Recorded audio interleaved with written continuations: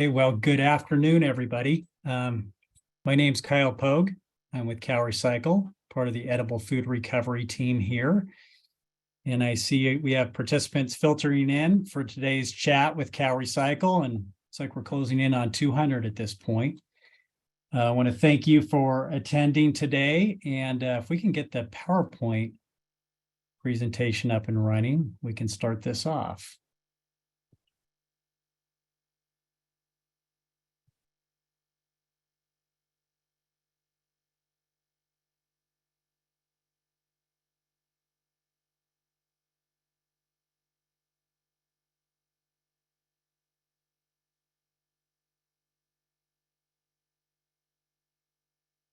Great. Thank you, Ray. Appreciate it.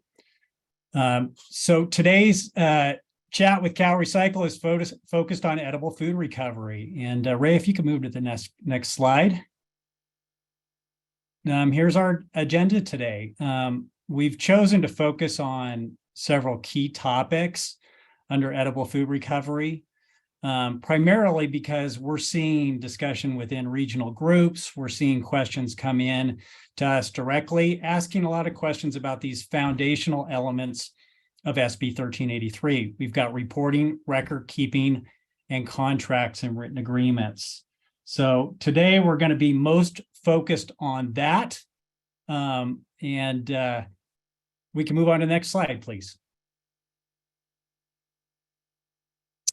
So actually, before I go to that, let me tell you a little bit about how this run of show is going to go. Danielle Osborne here is going to lead us through this effort, and we'll soon be introducing our panelists. Prior to the panelists coming on and presenting, and really want to thank them for their participation today, Danielle is going to give a quick overview of each regulatory requirement that we're going to cover. A quick 2 minutes or so setting the context for these panelists.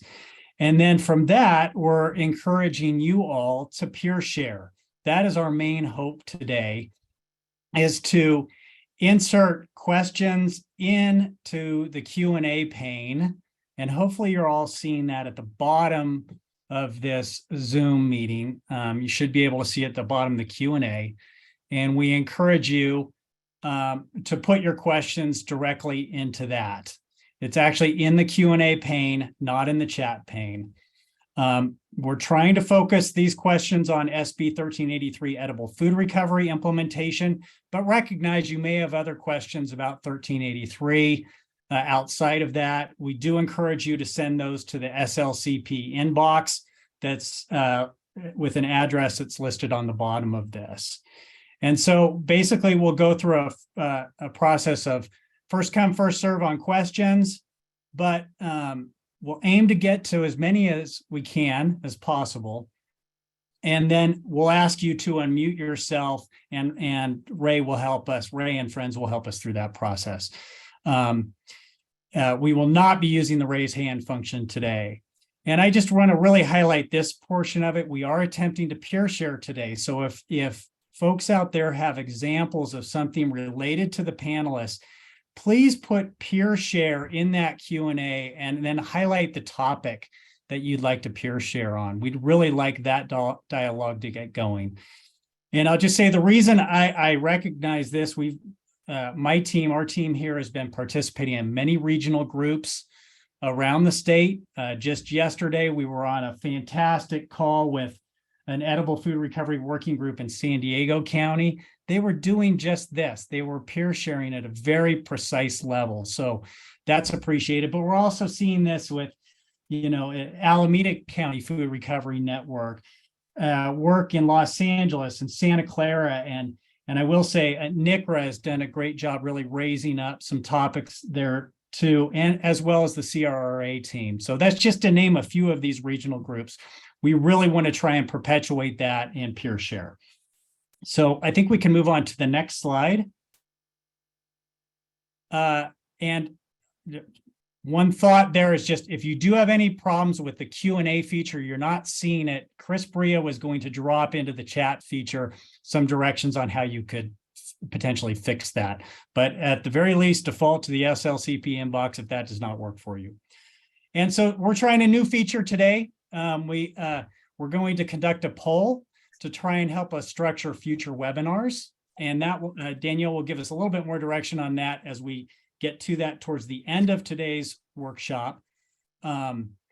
So I think we can go on to the next slide here.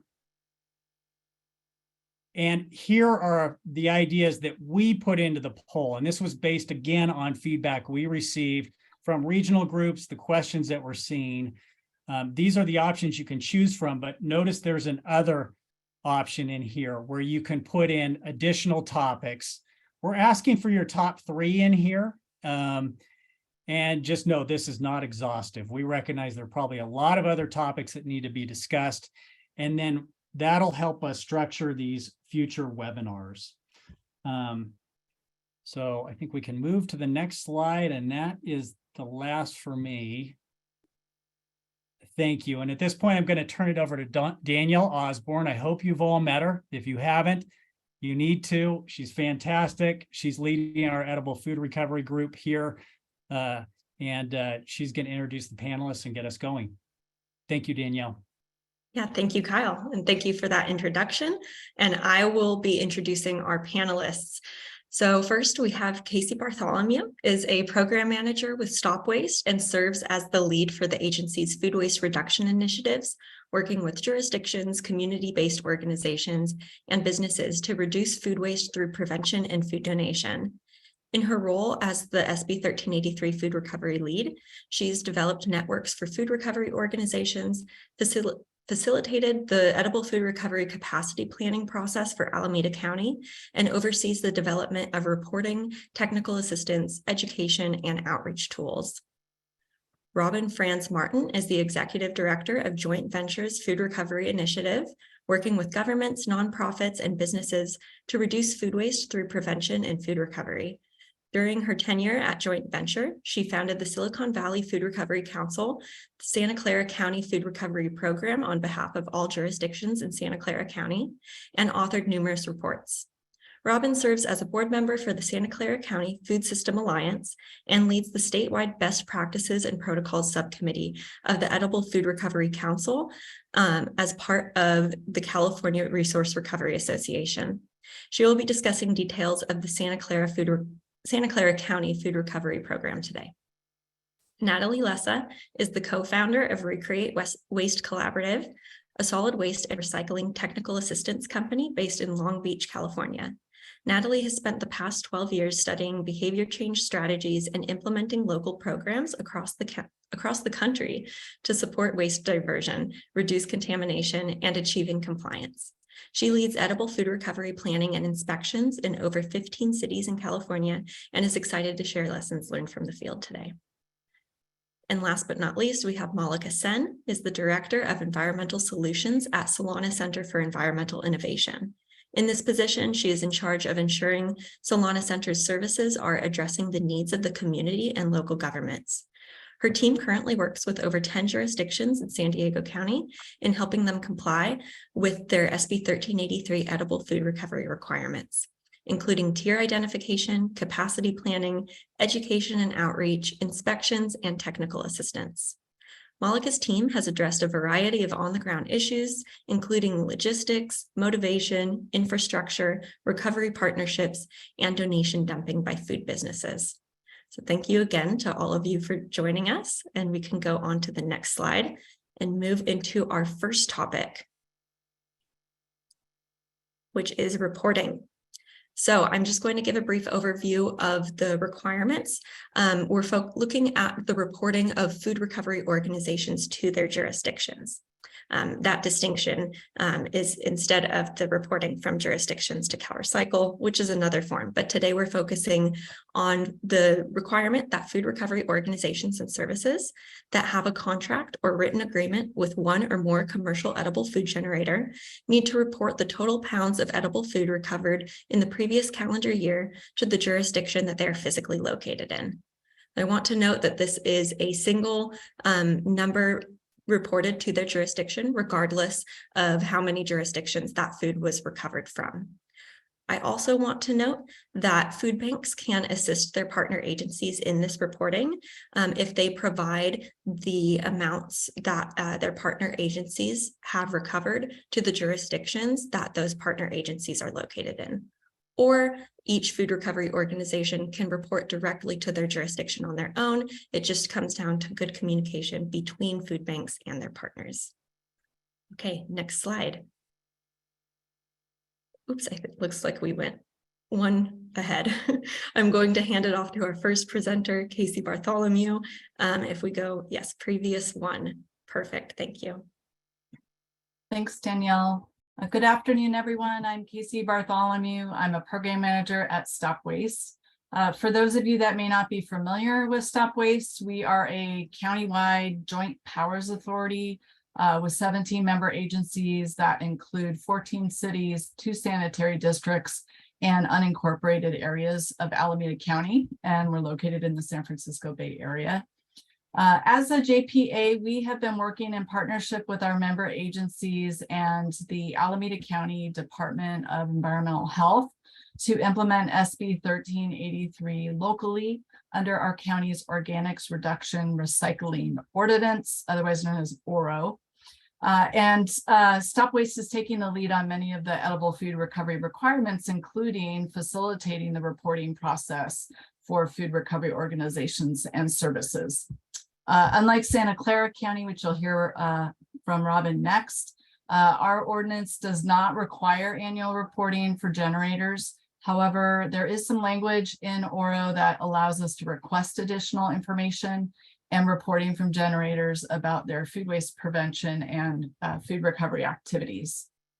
So we launched a new online portal back in January of 2022 for the first 6-month reporting period for SB 1383.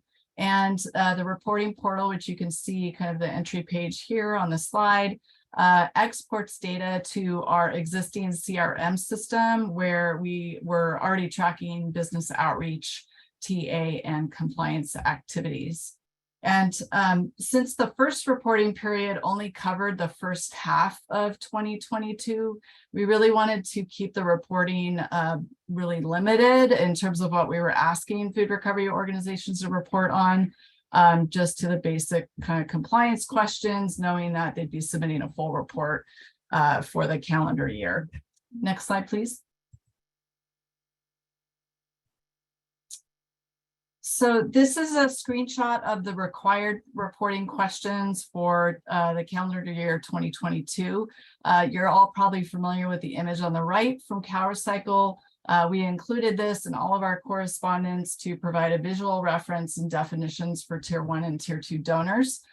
So organizations can identify which donors to include in their reporting.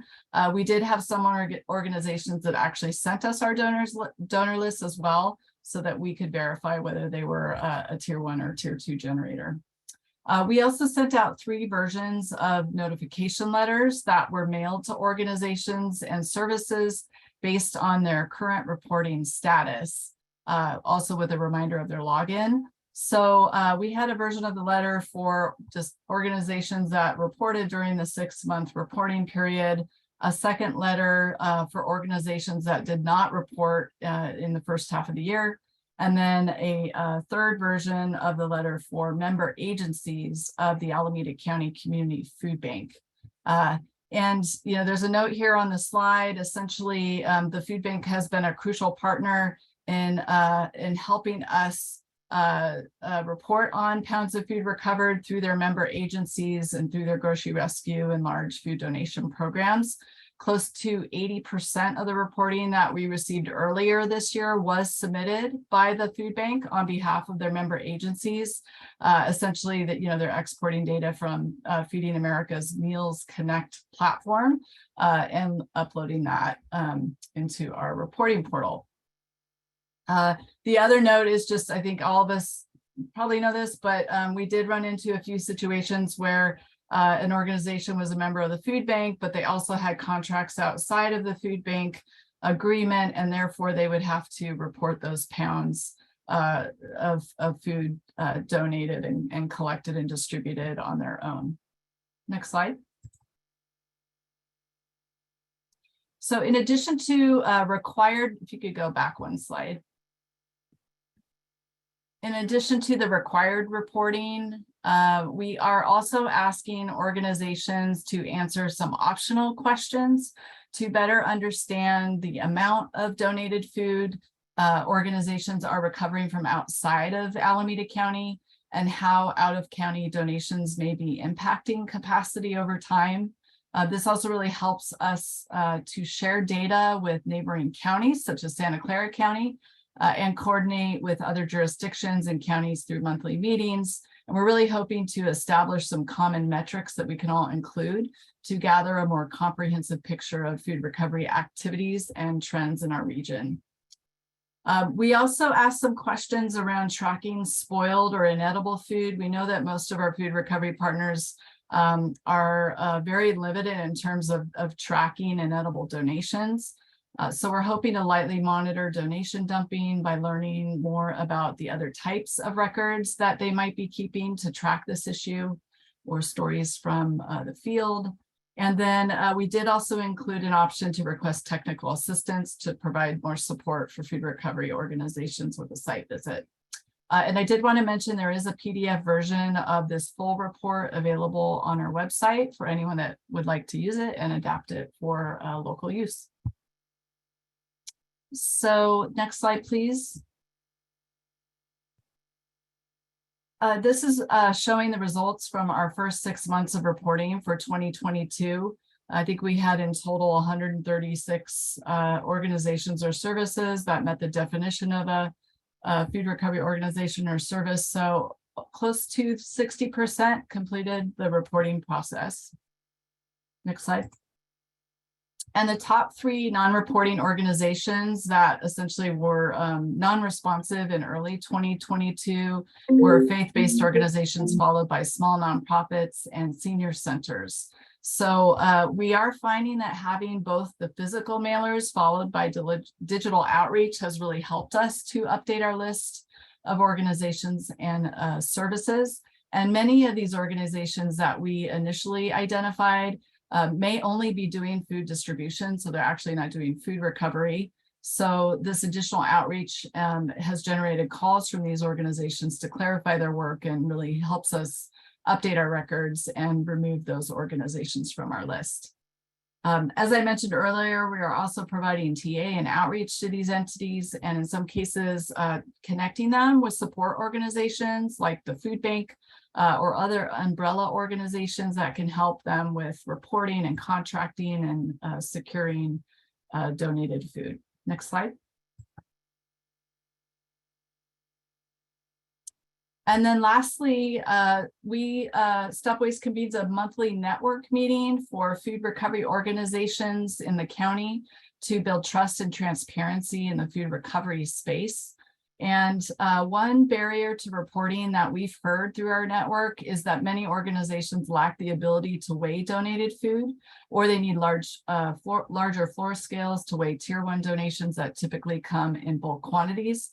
So earlier this year, to address this barrier, we provided scale funding to organizations that are actively participating in our network. And we're also considering future scale funding for their donors to reduce some of the burden with weighing donated food.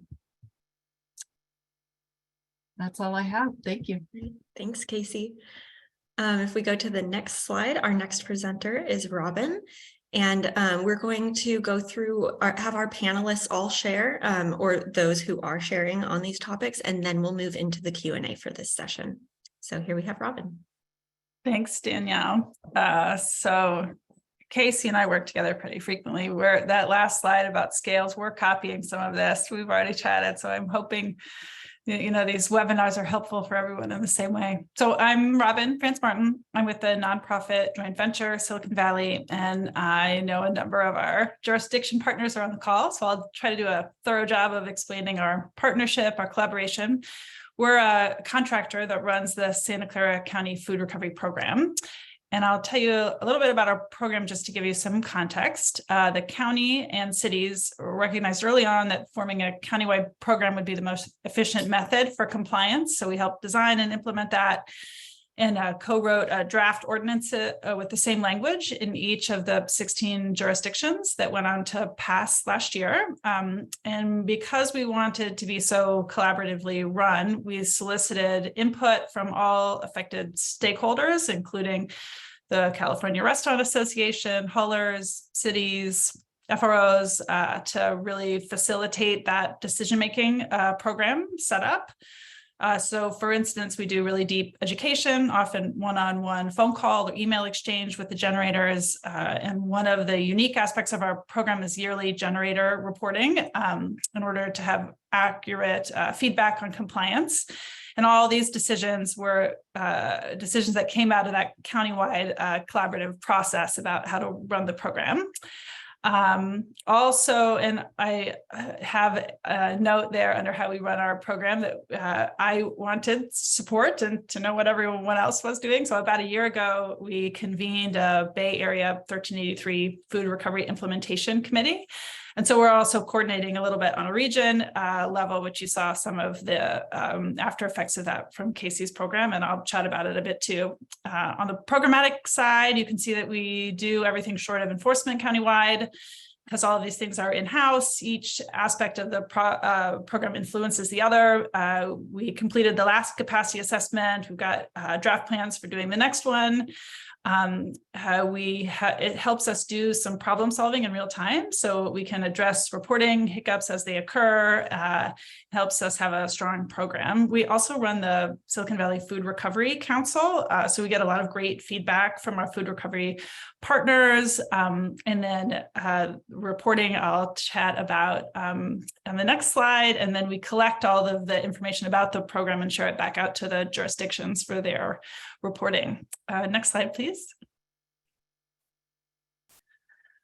So here's the content for our reporting that we're going to be asking for the full year for 2022, abbreviated a bit for a PowerPoint slide. A unique part of the program's monitoring strategy is the food recovery reporting for both generators and FROs. And this strategy allows us to communicate with, get information from many of the generators, and then prioritize inspections based on that information. After the last deadline for reporting, we called all of the generators and FROs which had not reported to provide assistance completing the reports and to answer any questions they had about requirements, provide educational materials. And it was a lot of really fruitful calls with details about their program and helping set stuff up. I know that overlaps a lot with education as opposed to reporting, but it's really kind of hand in hand. And all of these, the reports, the requests for the reports go out via email, which I'll show on the next slide, but a few other things to call it here.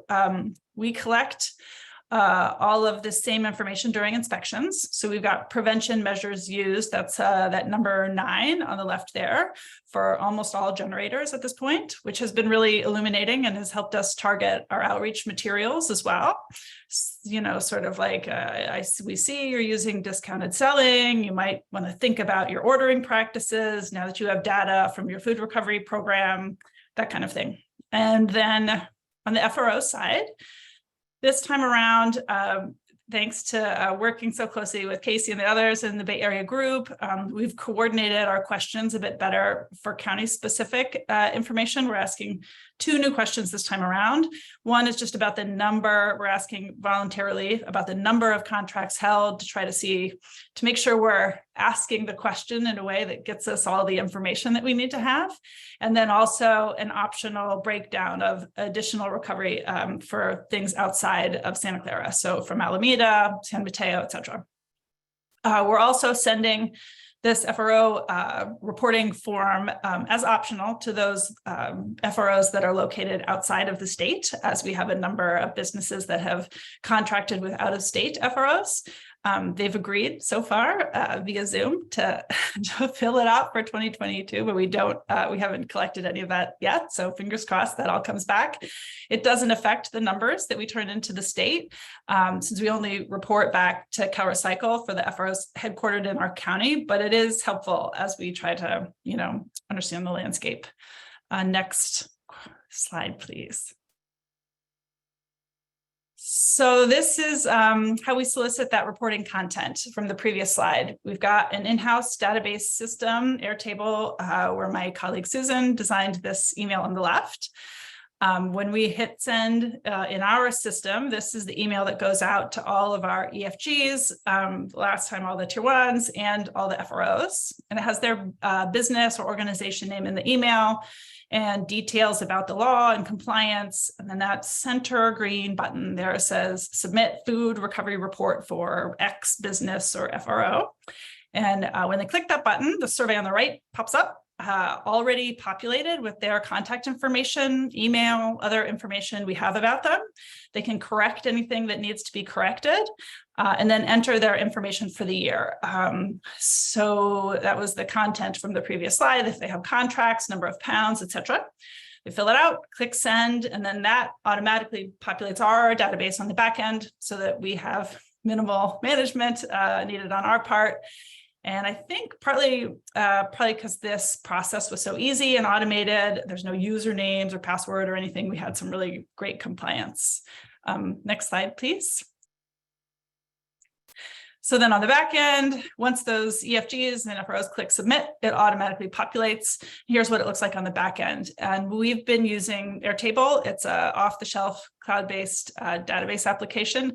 I should say we have no relationship with them, but we have been happy with the product. It's because it's only a few $1,000s a year plus a little bit of staff time. But I'm sure there are other programs that you could use in this same fashion. And why it's been helpful for us is that we send those pretty emails, we keep our own notes, all the inspection results. Each city can see their slice of businesses with particular portals that give them access to their tailored information, updated in real time. So it's also been helpful for us just to do all of this in-house. I know it's different in every county, so I hope it's helpful for us just to say how we've been handling it. And then we've realized we just redid our tier 1 and 2 lists, and we've realized that it was a lot more changes than we expected. The list is changed more than we thought. So we're going to try to update those lists quarterly. We had pulled a new CDPH, an environmental health inspection list. That we were going to do it once a year, but we switched into doing it quarterly so we can loop people in more frequently. Next slide, please. So let's see. The report, we have a lot of results from the reporting that we slice and dice in different ways, but I'll just include a few items here. 87% of the tier 1 list, we have reporting for 100% of the FROs that were 100% that were recovering food from tier 1 and tier 2 generators reported during that first 6 months period. On many of these reports were 4 FROs that were submitted by Second Harvest on behalf of the partner organization, which I'll get to more when we talk about record keeping. But collectively, those FROs reported recovering almost 9.8 million pounds during that first half. And this is for, again, FROs headquartered in Santa Clara County, which includes a lot of what happened in San Mateo County, because our food bank, Second Harvest, crosses county lines there. And from the EFG reporting, we know that roughly 4.9 million pounds of food were recovered from the businesses in Santa Clara County. And then I also wanted to just highlight prevention measures because it's exciting that we have them and collected them, and it's interesting to know what's going on. The graph summarizes the count of waste prevention measures that different tier 1s were using. Many are using more than one strategy. And let's see, I guess do I have one more thing here? And then, yes, let's see. And then I think the next thing that I'm going to talk about is in our next session. So I think we've got the next person. Thanks. Yeah, correct. This next slide is from Malika. Thank you so much, Robin, with that wealth of information. I will pass it off to Malika.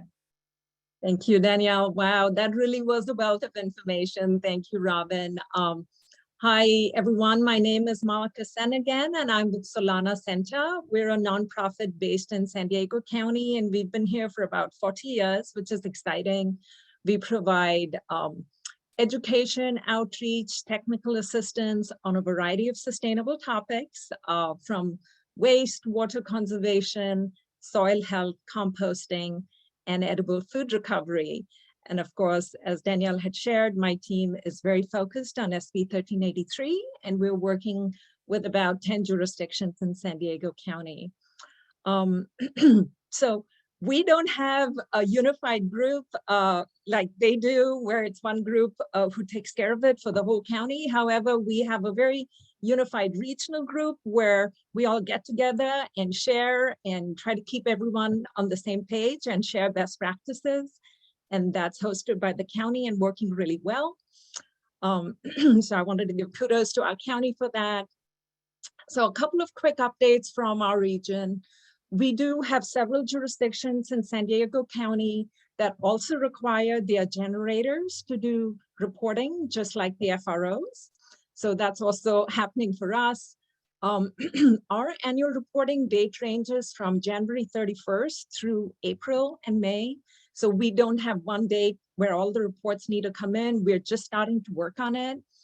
And for the cities that, the reporting was due, what we did was we first sent out a letter about a month ahead of time, just to get it on everyone's radar and to get them to start prepping for it. We invite businesses to contact us so we can help them. And also when we go and do our inspections, we actually walk them through the annual reporting form. So that way there are no surprises. The form that I'm going to talk about here in just a second is the fillable PDF, and that is sent to them electronically. Again, we allowed this PDF to be customized for each individual city because all the cities have different dates and deadlines and contact information. So you can see that up top. And then the form is very simple. It's based very, capturing all the requirements that SB 1383 calls out. You can see that we have 3 columns, and this is to allow a generator to provide information for each of their partners. And if they're working with more than 3 partners, the form can be duplicated. And just walking through it, it starts off with provide the name, the address, and contact information for each of the partners. Underneath it, we ask them to select, is it collected or self-hauled? Then we touch on the frequency, is it how many days a week? Allowing them to fill that out as they need. And then for the types of food, we give them just some basic categories to pick from, again, to make it simple and easy for their side. And then for the monthly donation records, we break it down. So we've cut the form off so everyone can read it, but obviously it goes from January through December with the total at the end. And again, as you can see, it's separated per entity. So we created this form to make it easy for the generators who need to fill it and also for the cities who need to process it. And then the next page there is, which I don't have included here, but we have a page for notes. And this is to encourage the generators to basically provide justification for their data. So if they have a variety of really good waste prevention strategies in place that has enabled them to have very low donation quantities, then again, we tell them provide that there. It provides the data to the city and helps justify their numbers. So that's it for this slide. And next slide. And then this next slide is the data for the food recovery agencies. The form, as you can see, the form is really simple. We actually just have it broken down on a monthly basis here. We don't require them to send in all their record keeping just because in many of their cases, they're working with over 20 generators. So it just is a lot of data to send in. We collect that separately with them during the inspections. We take an additional step here. So about 2 weeks ahead of the deadline, we actually call each of them and make sure that this is on their radar and they are filling it out. And if there are any questions, we try to help them. We also alert the 2 major food banks in the region. We have the San Diego Jacob Cushman Food Bank, and we have Feeding San Diego. And they, in turn, inform their local FROs, which is the partners in the region. Our food banks do not do the reporting on behalf of the local FROs. this is on each individual local FRO. The food banks ensure that the FROs know how to pull down the reports from the databases, Meal Connect, as in Feeding San Diego's case, and they know how to fill out the reports, but it is on each local FRO to do the reporting themselves. Again, this form is simple. We have a little note section on the bottom, again, for them to provide additional data that they might need. We take the time to remind them that they only need to provide this data for the tier 1 and tier 2 businesses they're collecting from, and also remind them that they need to provide the data for all the businesses they're working with, and not just the city that they're located in. So as Danielle had shared, they only need to send the report in to the city that they're located in, but they do need to provide the data for all the businesses in the region. And that's it from my side, short and sweet. Back to you, Danielle. All right, thanks, Malika. So we're going to have a Q&A on this topic now.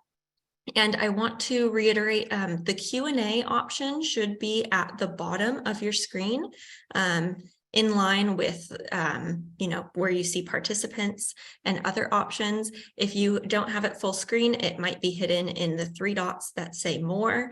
And if you don't see the Q&A option, you might have to update your Zoom, and there are instructions in order to do that within the chat. So just in case anyone isn't seeing that, that's what you can do. But we can move on to those that have utilized our Q&A and start working through some of those.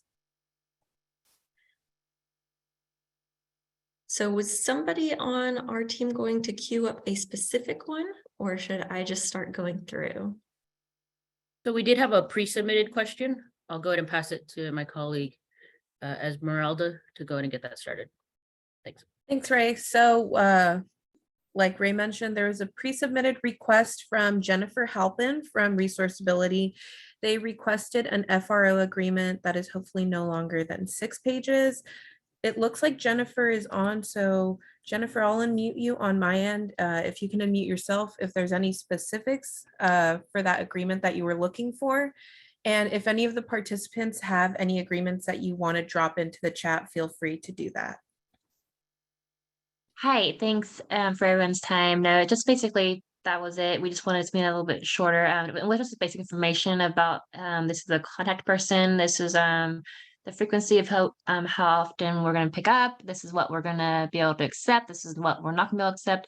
Just something a little bit more basic, just because these groups that we have in our communities are more church-based, or they just get overwhelmed with the, legalities, like where it's like just all legal information. It just looks really overwhelming to them, and they don't want to do it. So I think if there's something more friendly available, that would be great. So that's what I was just going to ask. Thank you. I do want to jump in there really quick to say that our last topic of today is contracts and written agreements, and we have some examples of templates that some of our panelists have shared with their jurisdictions. And I don't know if all of those are available on your web pages as well, like if you were able to drop in a link or follow up with Jennifer. But yes, there are some other templates out there in addition to the very long model food recovery agreement that CalRecycle has on their website. Thanks, Danielle. We have a couple questions from Paul Freund. One is related to contracts, so we'll go ahead and ask Paul to keep that for that section. You have a question directly geared for Casey with Stop Waste. If you'd like to go ahead and state your name and affiliation and ask that question for the record.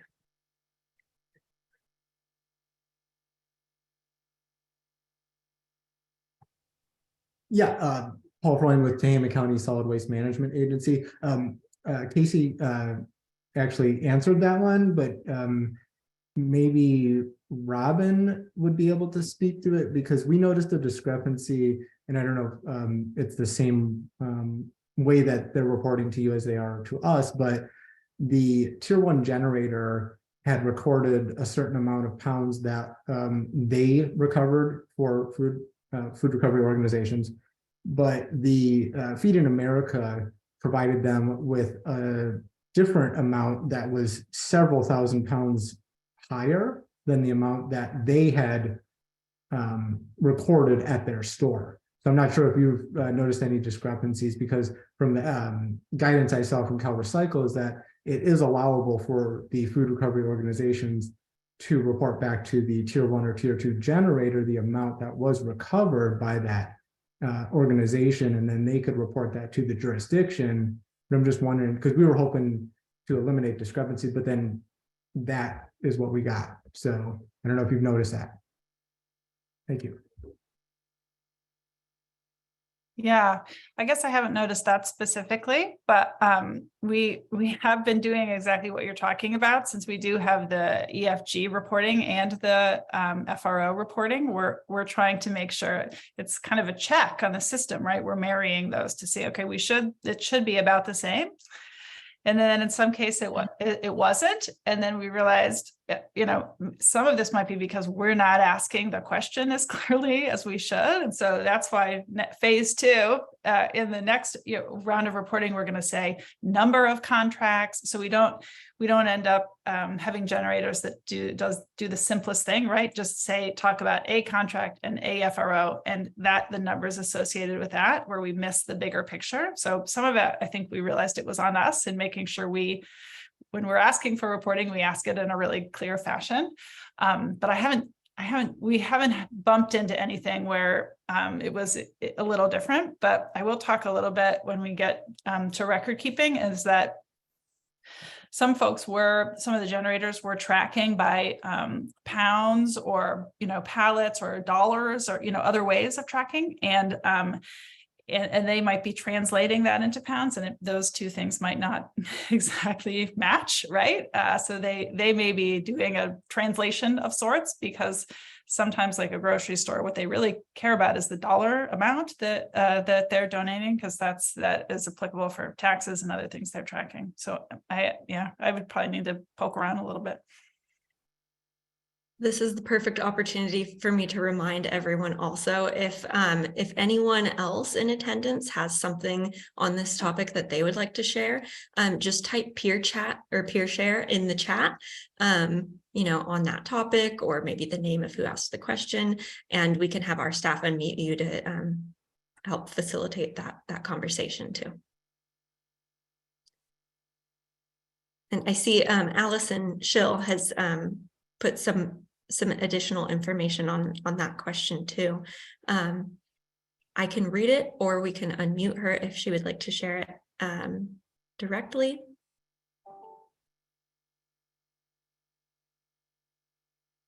All right, while we get that person unmuted, just for, I guess, clarification, we will be verbalizing the responses, because the chat doesn't get posted with the recording. So if there's a little bit of repetition, we apologize for that, but it is for transparency. And Allison is unmuted on our end if they have there. anything to add. Thank you.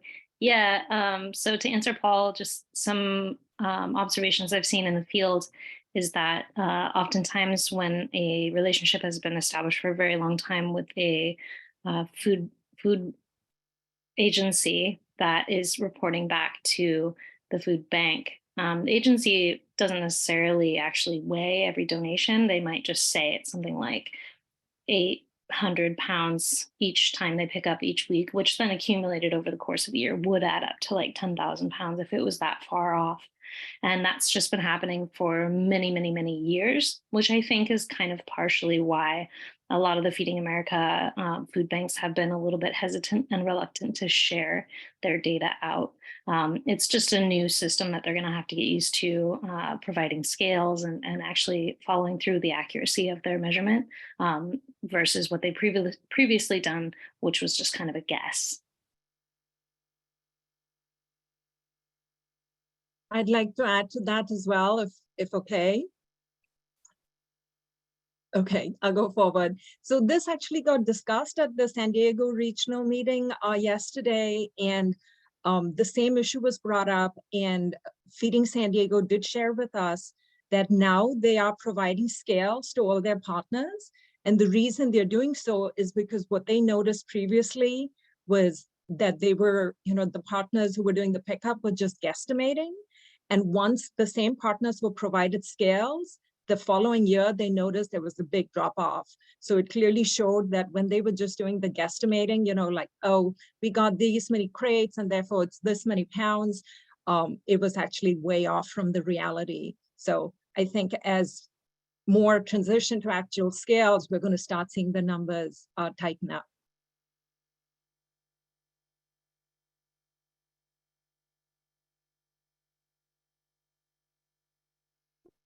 Great, thank you both for sharing. Okay, I think we have time for one more question. We're trying to keep to a schedule just to make sure we get to each of these 3 topics, and then we're going to have more open Q&A at the end as well.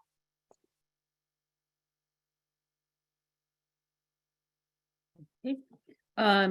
Jenny Weiss put a question or request, I should say, in the chat. Jenny, would you like to go ahead and share your request for a peer share? Hi, can you hear me okay? We can hear you. Okay, yeah, so we are way behind all y'all. We're a rural county and we are just about to release an RFP for a firm to manage an edible food recovery program on behalf of the unincorporated Humboldt County and all of the jurisdictions within our county. We're working regionally on this. And I'm new to solid waste, and I'm just hoping that some of you can help me with a list of, we have a list, but not specifically for edible food recovery of who we could share this RFP with. So just hoping for that help. Thank you. Thanks, Jenny. And I see you've dropped your email in the Q&A also. So if anybody has insight on that, they can find that there.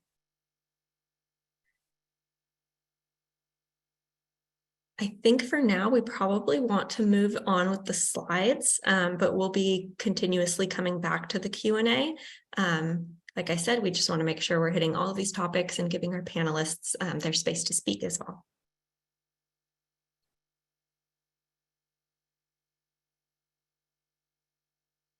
Okay, great. So we're going to move on to record keeping requirements. Now, there are record-keeping requirements for both food recovery organizations and services, as well as commercial edible food generators.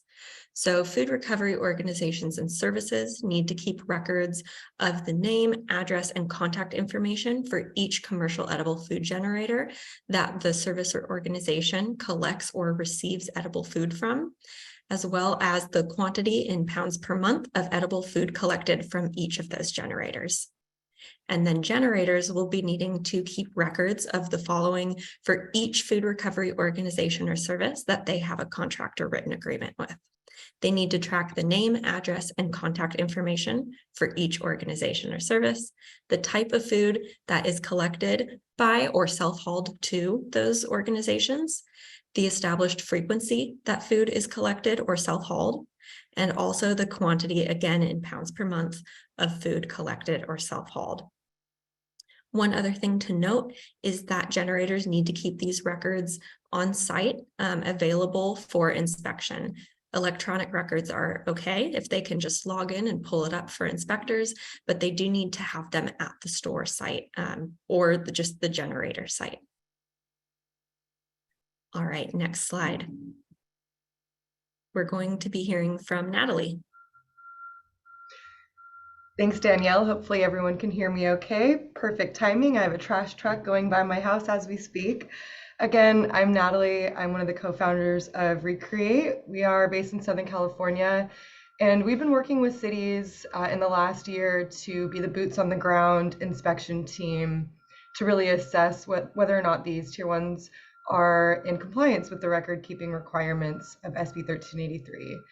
So we have conducted over 400 edible food recovery inspections, and I really wanted to show you some examples of what our team sees in the field and what we're looking for based on what Danielle just shared as being all of those requirements. So as many of you may be familiar with your own programs, a lot of businesses are currently not donating food at all. And those that are participating in a program currently oftentimes are not meeting the specific requirements for record keeping. So as you can see in the first photo on the left, we have a business here that's tracking their food that's either damaged or past its sell-by date. They write it down on a log, but they're writing down their food by units once it's pulled from the shelves. So this log is common. It's what we see a lot of the time. It lacks a lot of necessary details. It doesn't show that the food is being necessarily donated, for one. So without contact information or a contract with their food recovery organization, we have to assume that businesses that have this sort of record keeping are most likely disposing of their food. It also doesn't show frequency of donations or weight. The photo in the middle shows a digital record of food items that are scanned out by store employees for donation, which is pretty common practice in large corporations. So I know this is hard to see, but what this photo shows is that they've identified their food recovery organization on the food item. However, this type of tracking does not show a weight for these items. It only shows the cost, which is helpful for the business for tracking for tax purposes, but not helpful for our edible food capacity planning, and it's not enough to be in compliance. The third example on the right is closer. So this organization was tracking all of their food donation program receipts, which is really, really great.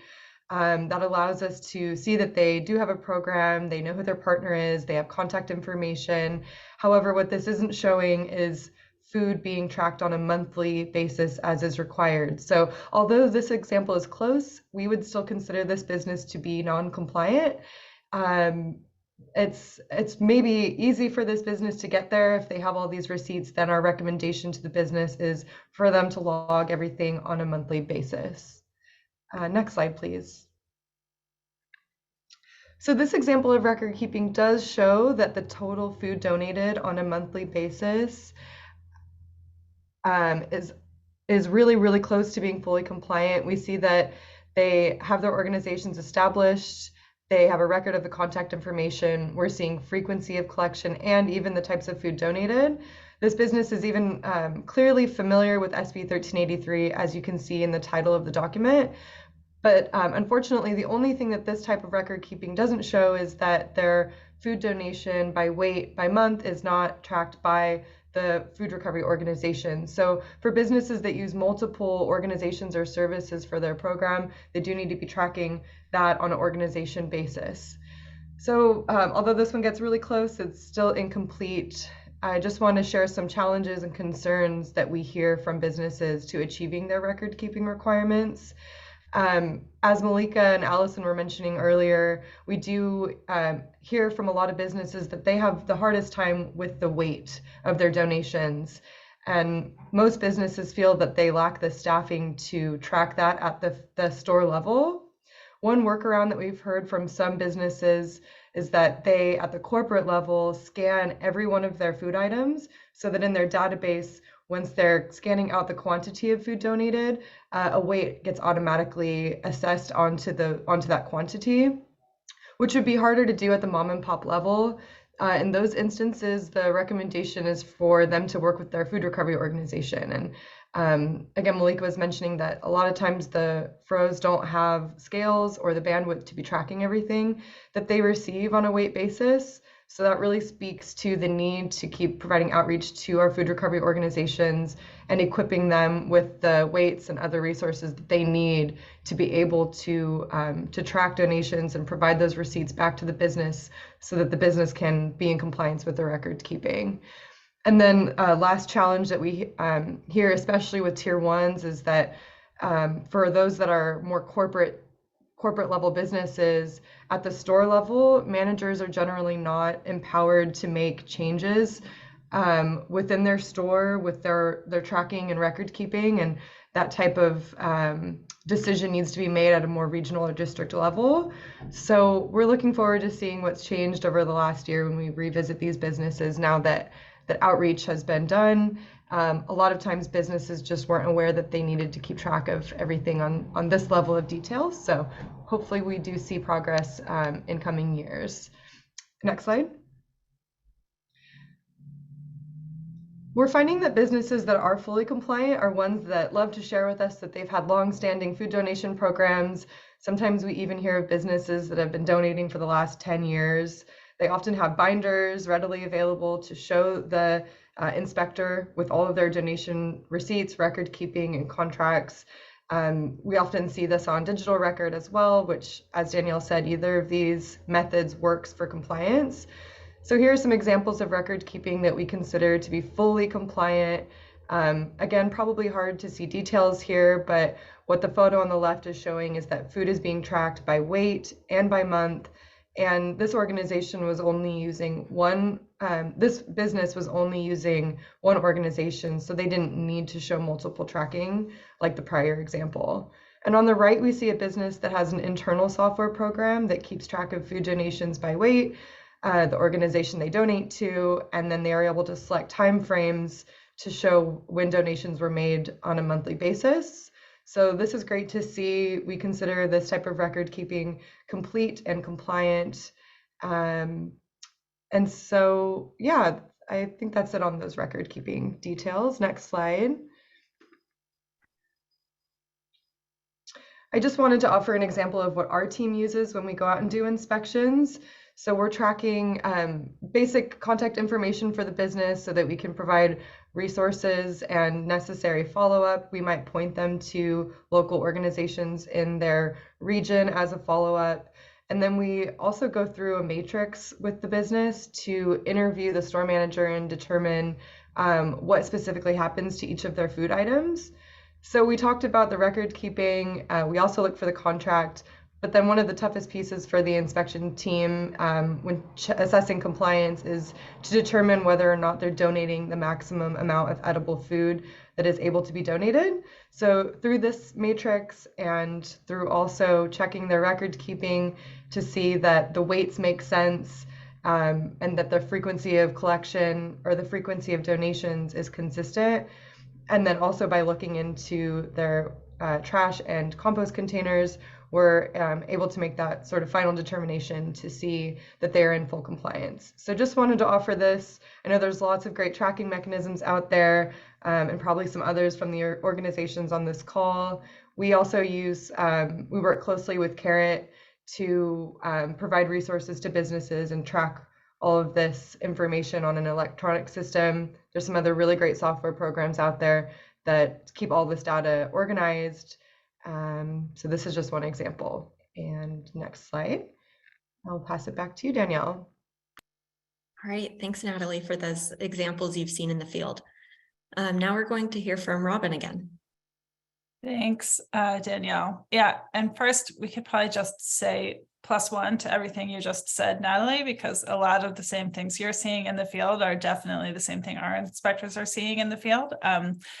I think we're seeing a lot of the same information, right? A lot of the same mistakes as we get started. And so I'm just like you, excited to see now that we've done it, now that the education has come out, we've had one cycle, I'm optimistic about going back again and trying to get everyone connected to some new, to having some new systems in place.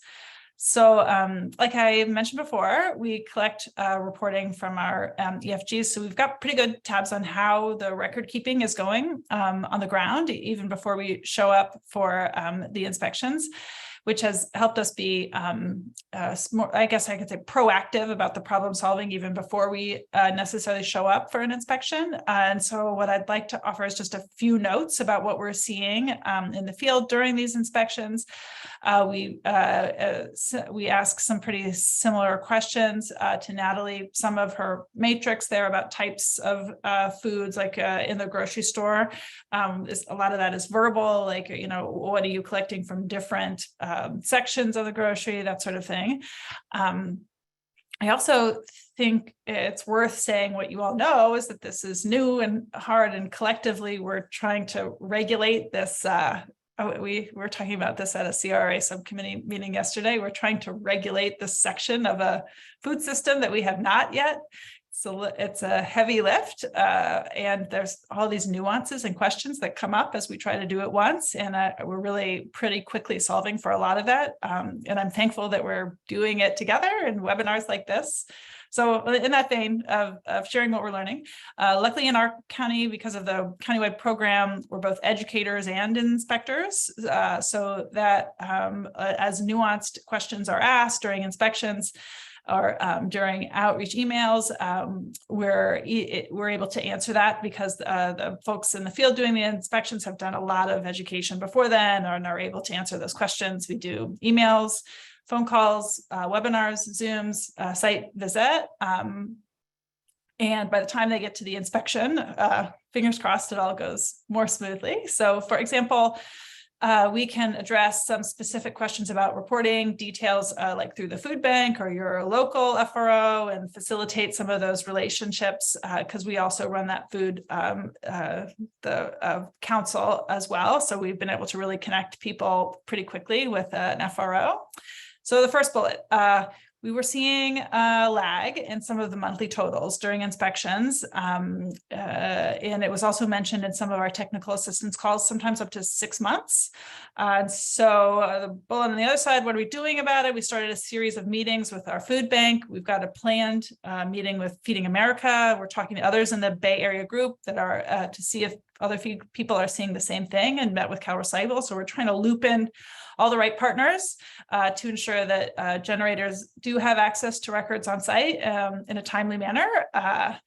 And then we have noticed also that most either have their own internal computerized system for tracking, like the last slide, or are using their own internal or are using a system from their FRO that's picking up the surplus. And we haven't seen or heard any of the businesses that were using the CalRecycle templates yet, although we have a link for them up on our website.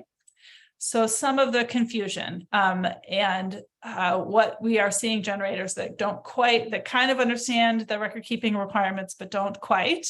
I mentioned before in the question about the boxes or pallets or the dollar amount, we are seeing a lot of that.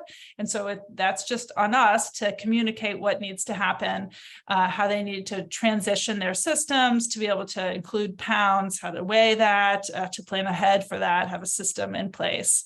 And then some of the finding records piece. So for many generators, even those who have been recovering food for many years, looking at their donation records was not part of their usual system. So for many, the day before the inspection was the first time they had logged on to their online donation system or asked their corporate office where that was stored. And so for this reason, we've also found that scheduling inspections ahead of time to be really crucial, as it gives the businesses a chance to get their records together for the first time. It saves us resources on a otherwise, almost guaranteed follow-up inspection to come back, and B, ensures that we're meeting with the person on site who has access to these records and knows where they are. Yeah, let's see.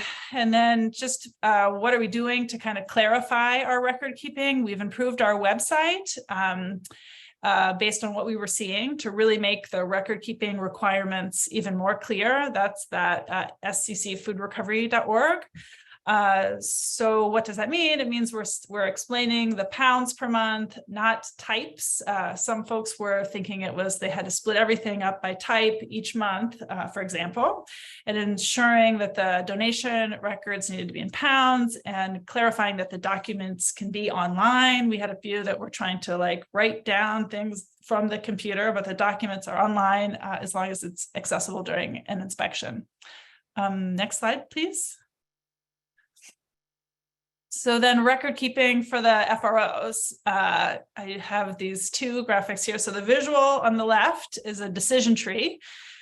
We ended up putting this up on our website. It started out as a script for our outreach coordinator, who is making calls to each of the FROs operating in Santa Clara County.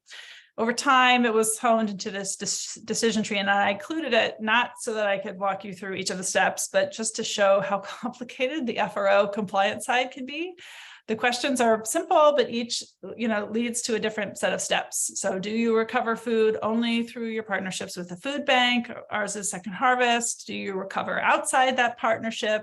If you do, have you contracted with those companies? And each sort of had a different answer. So we found that all these relationships are intertwined, but have slightly different things that have to happen next in order for their record keeping and reporting to be what it needs to be.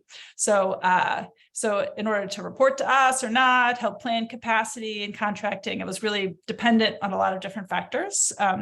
So the FROs that are working with the Feeding America and Second Harvest are required to keep records. So the food bank submits the reporting on their behalf to avoid duplicate reporting in our county. And then we also ask for that optional reporting from FROs not headquartered in the county so that we have a more complete picture of what's happening with recovery. And let's see, we track all of the food recovery activity for the county. So we have reporting either through the food bank or through the 54 FRO organizations that are operating. But we also track distribution sites, and then we periodically check back in by email and by phone call with the FROs to sort of poke this decision tree again to see if things have changed, since a lot of new contracts are being signed. Are they contracting now? And then help them figure out if they need to report, that type of thing. Let's see then the visual on the right. Since we're in close touch with our FROs, we also run the Silicon Valley Food Recovery Council. We support the FRO community in other ways. We do some small grants next fiscal year, similar to what Alameda County was talking about at the beginning.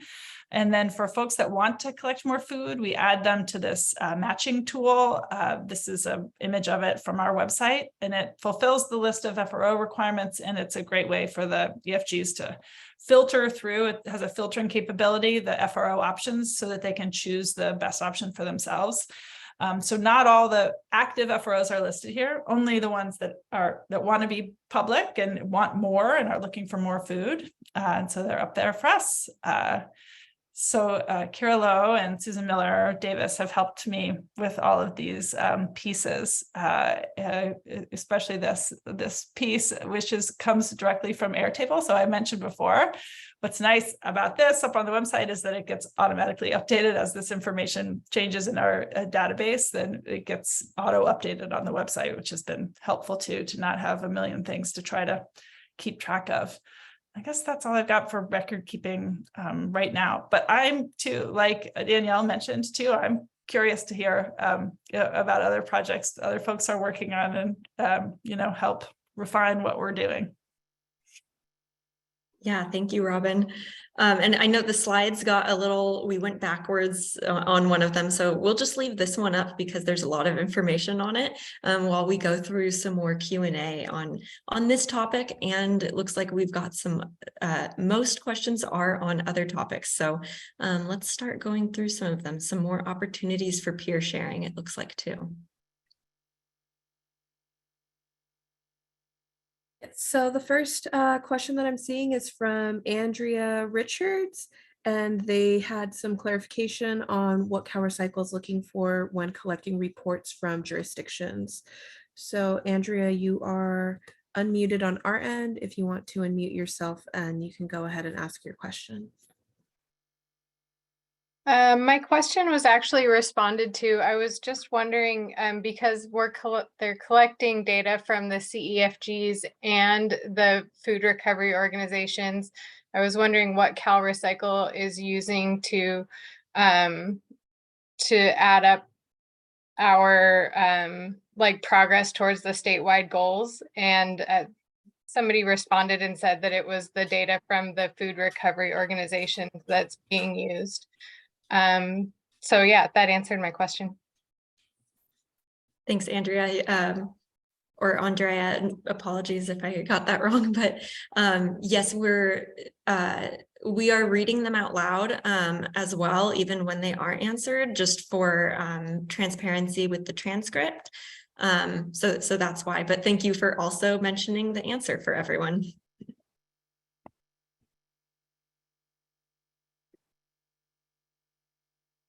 Do we have a next one queued up, Esmeralda? So next we have a few questions from Susan Blackman.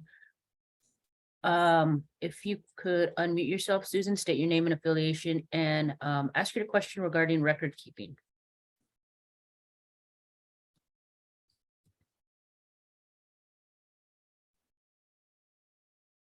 Okay, I'll go ahead and ask it for you.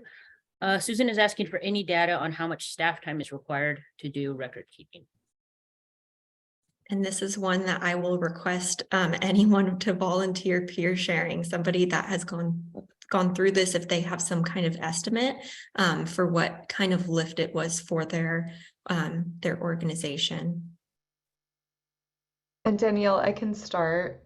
Perfect. So we attribute anywhere between 3 to 4 hours per business. Definitely depends on what specific information is needed, which varies by city, and that's everything, including the in-person inspection and then the data tracking following the inspection. So I don't know if the question was specifically for that piece, but that just gives a ballpark of how long any given business could take in total.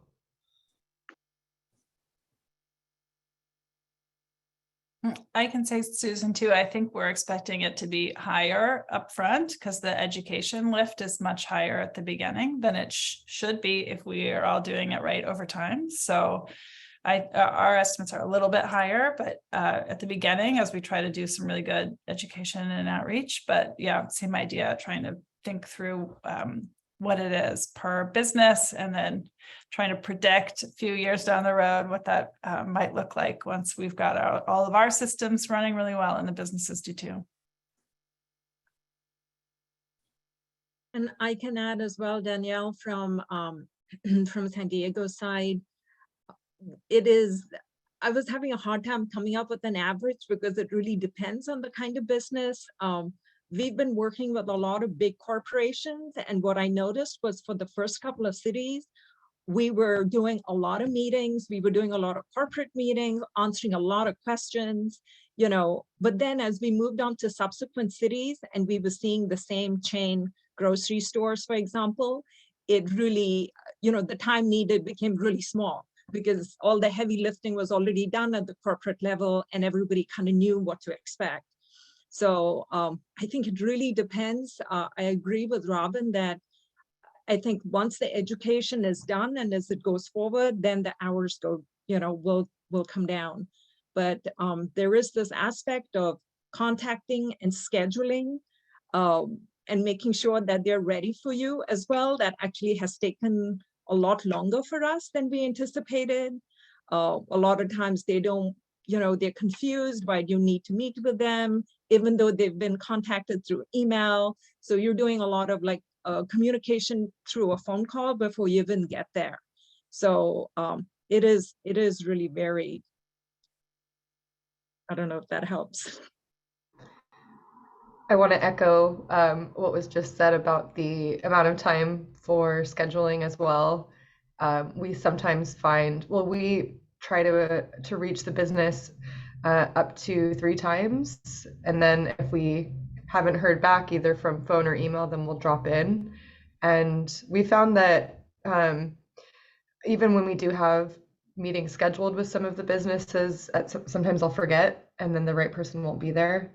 But yeah, that definitely does take us a long time just to get that organized. And in the cases where we did have to drop in, we did find that fairly successful, especially with tier 1s. They're used to people dropping in more so than tier 2s, I think. So.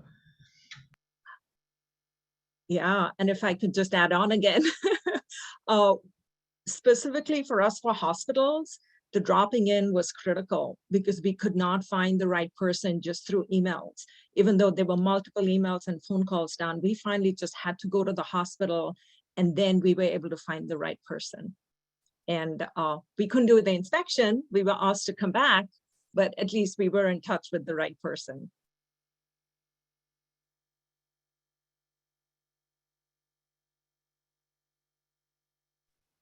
Okay, thank you all. It sounded like we had a couple other questions from Susan as well. I know I saw one other about records, about how long generators need to hold on to their records. So they need to at least have those records from the previous calendar year. The main thing is that they need them available for inspections. Beyond that, I don't believe our regs are prescriptive in how long they need to hold them beyond that, but at least in the previous calendar year.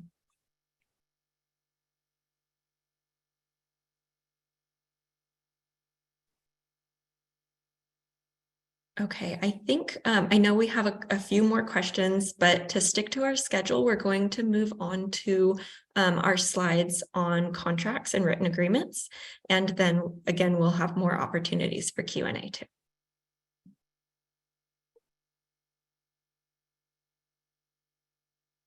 So next slide, please. Okay, so there is the requirement for both Tier 1 and Tier 2 commercial edible food generators to arrange for edible food recovery by establishing a contract or written agreement with either food recovery organizations or services that will collect their excess edible food, or food recovery organizations that will accept edible food that the generator self-hauls to that organization. So our regulations don't specify what specifically needs to be within those contracts, but it needs to demonstrate a continuous agreement between the generator and the food recovery organization or service. And as we briefly mentioned earlier, CalRecycle does have a model food recovery agreement on the SB 1383 resources webpage. This is a very extensive agreement that just shows a large array of what could be included in those contracts. So it could be used in full, it could be used as inspiration, or just taking bits and pieces from it, whichever is relevant for that particular relationship between the generator and food recovery org or service. First on this topic, we are going to be hearing from Malika. Thank you, Danielle. Next slide, please. Next slide, please. Okay, so we have gathered 3 different templates to help everyone see a variety of styles. The first 2 are from the 2 major food banks in our region, and I want to thank both the Jacob Cushman San Diego Food Bank and Feeding San Diego for being willing to share their template. And so let's kick it off with Jacob Cushman. You can see that it's a very simple 2-page template. They break it down through 8 distinct points, and they cover the variety of topics from food will not be exchanged for money, food will only be used for the needy, food must be fit for human consumption and meet local, federal, and state safety requirements, that donation receipts will be provided, and that liability protection is offered. So it's a very simple 8 distinct points. It's the standard template that they use for all their partners. And what we do is we actually carry it with us when we do our inspections, because a lot of times, even though we try to prep them to have the agreement in place, they can't remember what the agreement looked like. So when we show them the template, it jogs their memory and then they can find it. The food bank also have started attaching addendums to all their new agreements. The addendum basically is the list of all the partners in the region. And then this allows the generator to go ahead and highlight or mark whoever happens to be the partner that's working with them. So this is the first template. If you could go to the next slide, please. Thank you. So this is the template from Feeding San Diego. They are an affiliate of Feeding America. And before I dive into their template a little bit, I just want to highlight that when we work with them, or when we work with businesses who have Feeding San Diego as a partner, we make sure that they have the local agreement in place and they are not showing us the national agreement. This has happened a couple of times, so just kind of watch out for that. Another funny thing that we have seen sometimes is they have the blank agreement without any dates or signatures in place. So again, watch out for that to make sure that when they show it to you, it's actually signed and dated. And let me see if there are any other tricky things that happen there. Okay, in Feeding San Diego's case, they have a different style, and they break it down by 3 major sections. One is the donor responsibility, which is section 1, and they break down very simplistically, what are the responsibilities? There's items in there like, it's the donor's responsibility to have the food prepared and staged ahead of pickup, and that, of course, only edible food can be donated, and the request to assign staffs to help with pickup. So then there's a clear donation section. Donor section. Then the next section is the responsibility for Feeding San Diego themselves. And they again call out, what are the things that they will do on their side to have a good relationship. They will maintain their agreed schedule. They'll provide donation receipts and so forth.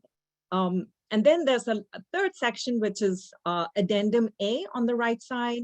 And over here, they actually call out what are the various requirements that their partners, their local food recovery partners will be complying with.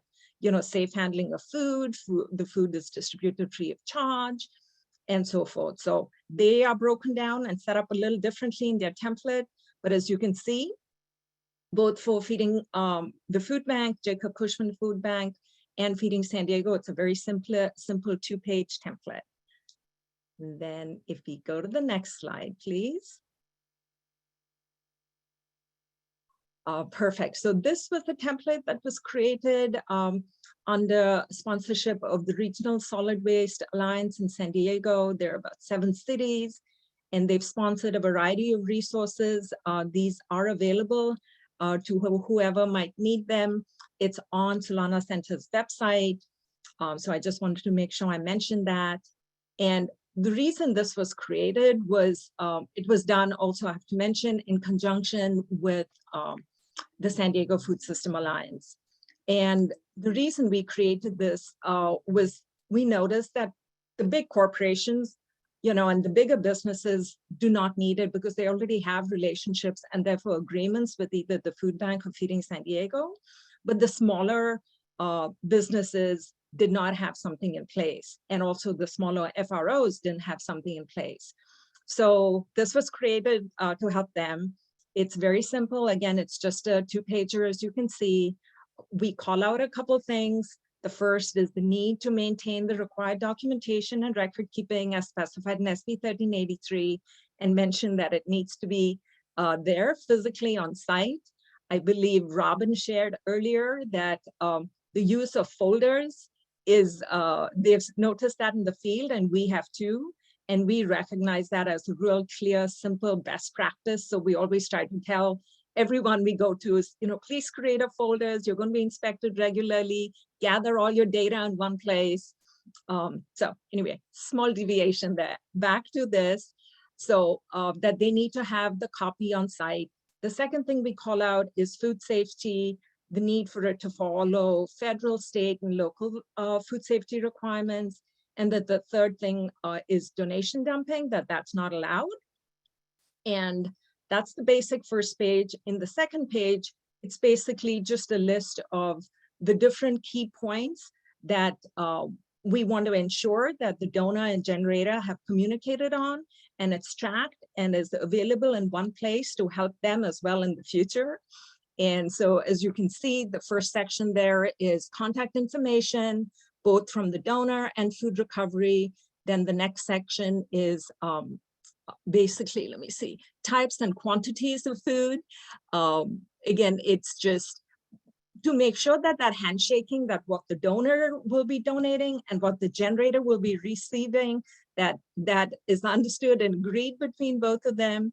And then the last section there is the food recovery logistics, which is, the frequency of pickup, is it collected, versus self-hauled, and that was it. I think that's the last slide there. Turn it back to you, Danielle. All right, thank you, Malika. Now, last but not least, we're going to hear from Casey. Danielle, sorry, I forgot to mention one thing. I'm so sorry. Colleen from the city of Oceanside actually very generously shared that they have this new partnership form that they have created that actually also serves the same function to put donors and generators in touch. And it's actually a really well-developed form. It's available on their website. And I know they also make that available for whoever would like to use it and modify it for their needs. So I did want to call it out, the City of Oceanside, their partnership form. Please check that out as well. Thank you. Great, thanks for remembering that and adding that in. And now we're going to ending with, for at least for our panelists presentations, we're ending with Casey. Thanks, Danielle. And so exciting to see short contract templates, because that is definitely something that we have received feedback on in terms of our current template being a little too lengthy. So lots of good examples here that we can adapt.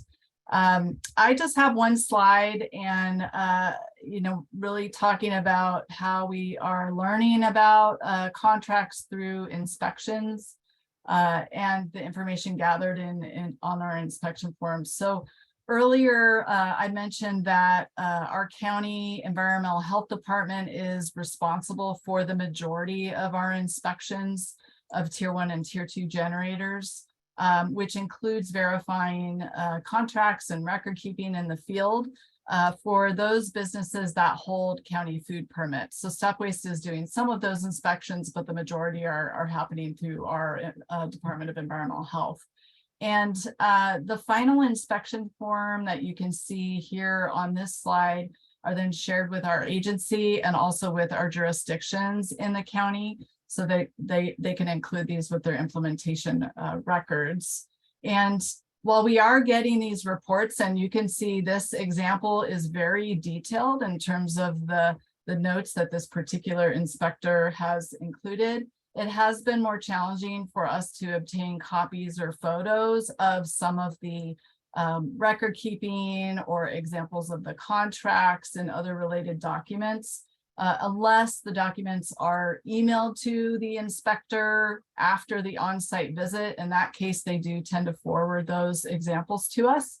So only bringing this up to say that this is something that we are working on in our partnership and agreement with Department of Environmental Health to try and request more of these, even though SB 1383 doesn't technically require jurisdictions to collect these documents. But there is a benefit, and the benefit is that we can identify and highlight examples of best practices to help inform our outreach and our technical assistance and our own contract templates and tools. Through inspections for contracts and records, we're also gathering best practices in food waste prevention activities. Robin talked a lot about this earlier through their reporting with commercial edible food generators.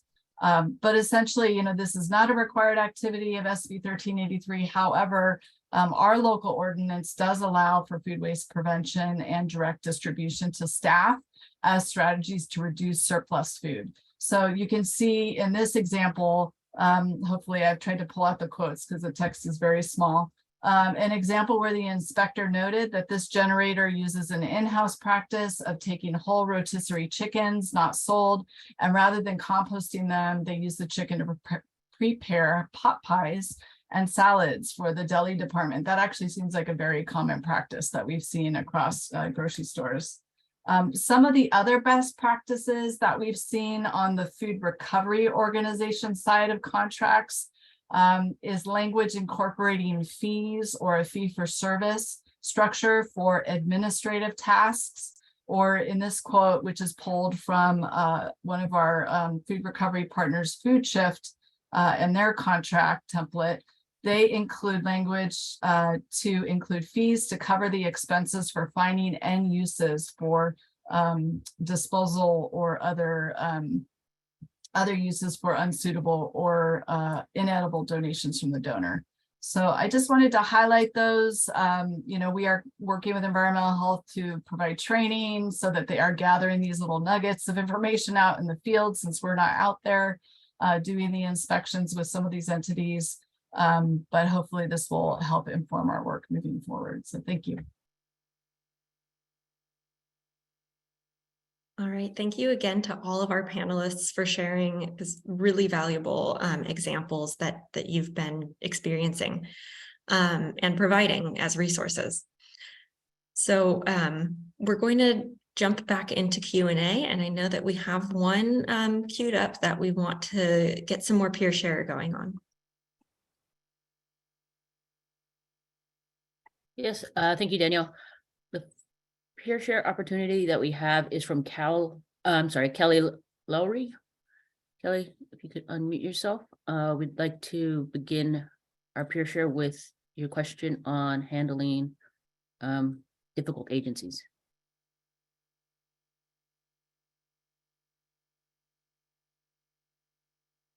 I'll go ahead and read your question. How do you handle agencies that don't want to work collaboratively? And we'll open it up to the panel first. If you do want to participate in the peer share, please just go ahead and put it in the chat and I'll go ahead and unmute you.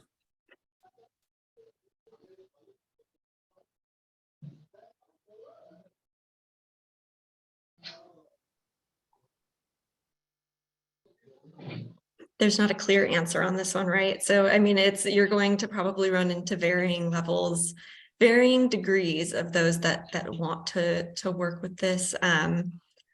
You know, I have some ideas from what we've heard in the past, but I want to hear if there's anyone that has firsthand experience from dealing with this.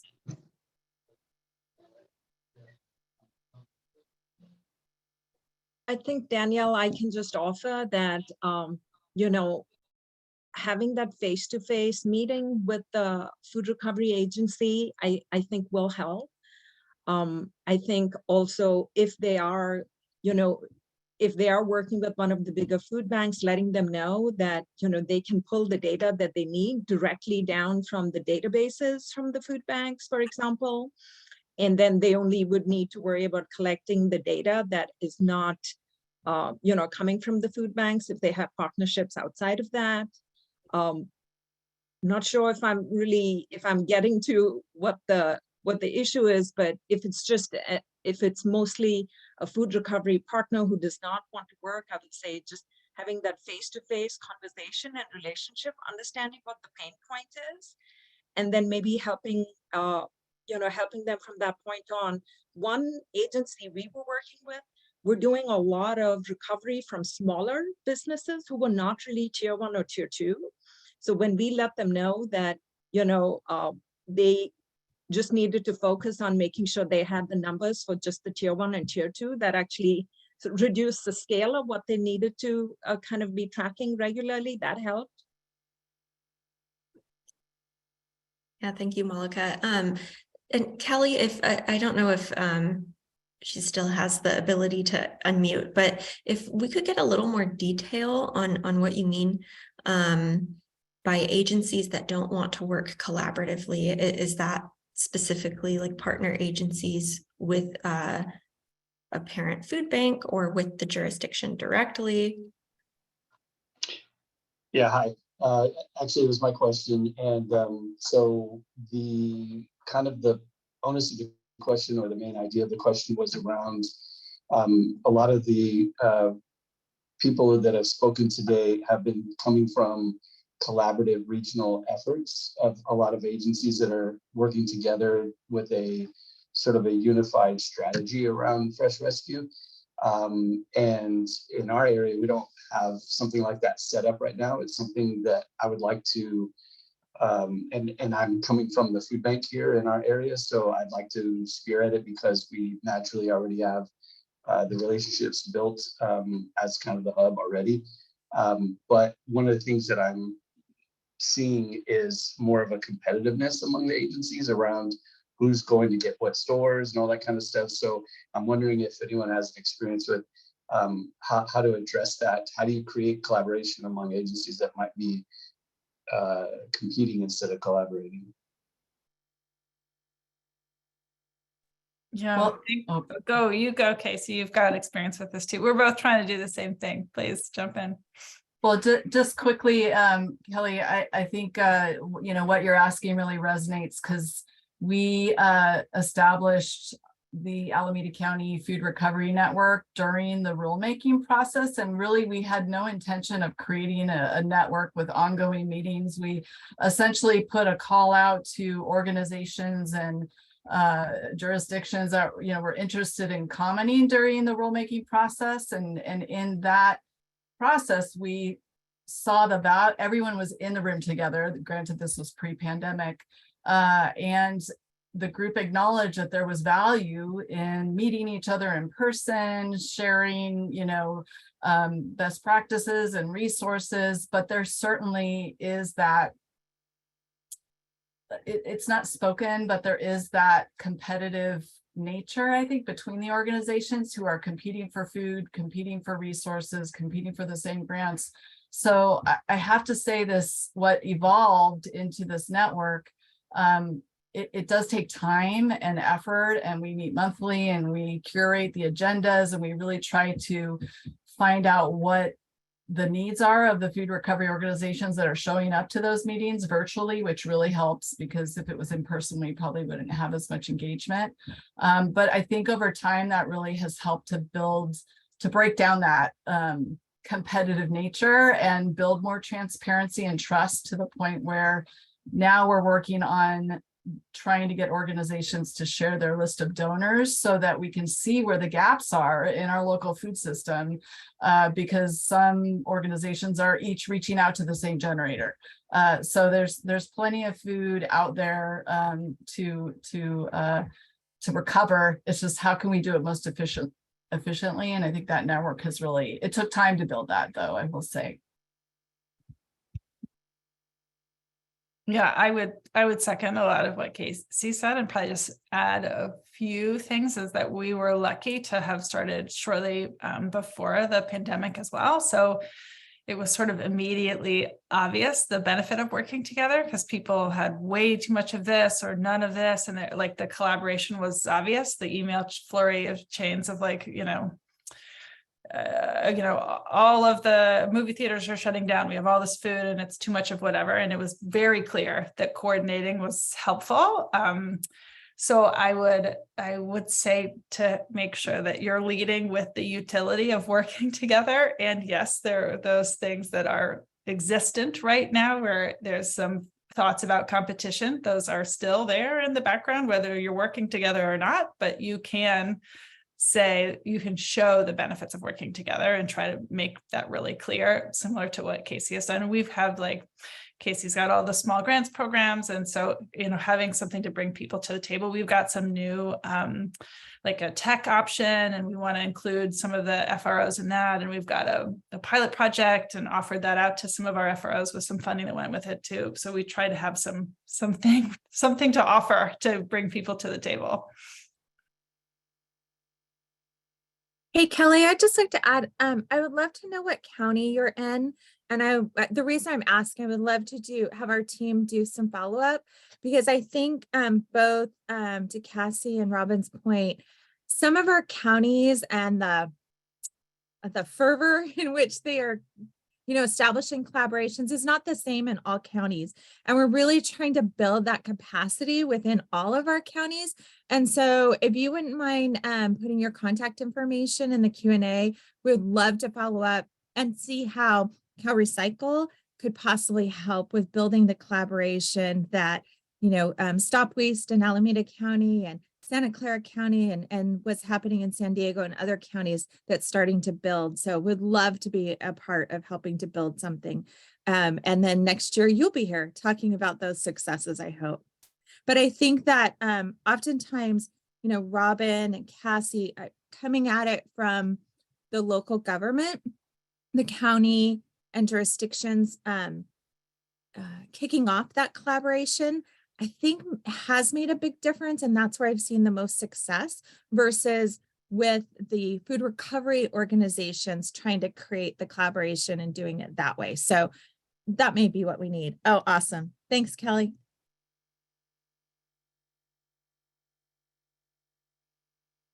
All right, next, I think it's a good time to go to CalRecycle's very own Tim Hall, who would like to provide some clarification on a question that was answered in the pane. Tim?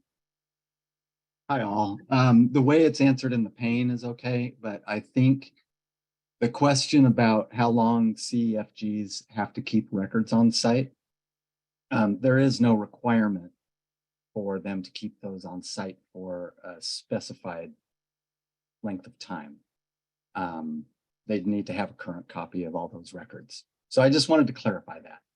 I think we might have said they need the previous calendar year's records on file. So that was it. Thank you. Yeah, thank you for that clarification, Tim. So we've brought up the slides again because we're going to run this poll to make sure that we still capture that while we have a good amount of people here, and then we're going to go back and finish out with more Q&A. But here are the poll options that we saw earlier that Kyle presented. Again, this is for feedback from about topics that people most want to hear about for future webinars. So these are the 1383 chats are monthly webinars on different topics, but we are planning on having future webinars specifically on edible food recovery as well. So we don't have a specific date set yet, but we are shooting for May. So if you could pick up to 3 of these topics that you most want to hear about, these are other topics that we've gotten questions on. So we have backhauling, where a food generator sends their surplus food back to a central distribution warehouse, or maybe to a vendor that collects the food of their brand, maybe a panel of commercial edible food generators, something on donation dumping, edible food recovery in rural areas, which Kelly just mentioned, that areas that might not have a regional model in place. Inspections by jurisdictions, jurisdictional enforcement programs, preparation for recovery from tier 2 commercial edible food generators. We definitely want to hear some more conversation on that too. Regional implementation models or other, there's also an option to fill that in. So it looks like we've gotten a good amount so far. I think that poll will stay up until you answer it, but in the meantime, we can roll back into Q&A to get to some more. Yeah, so I believe Susan Blockman was not able to unmute themselves earlier, so I'll go ahead and ask their question. This was from earlier in the webinar for all of the panelists. How do you treat commissary kitchens? Do they and or the businesses using their space get treated as regulated businesses?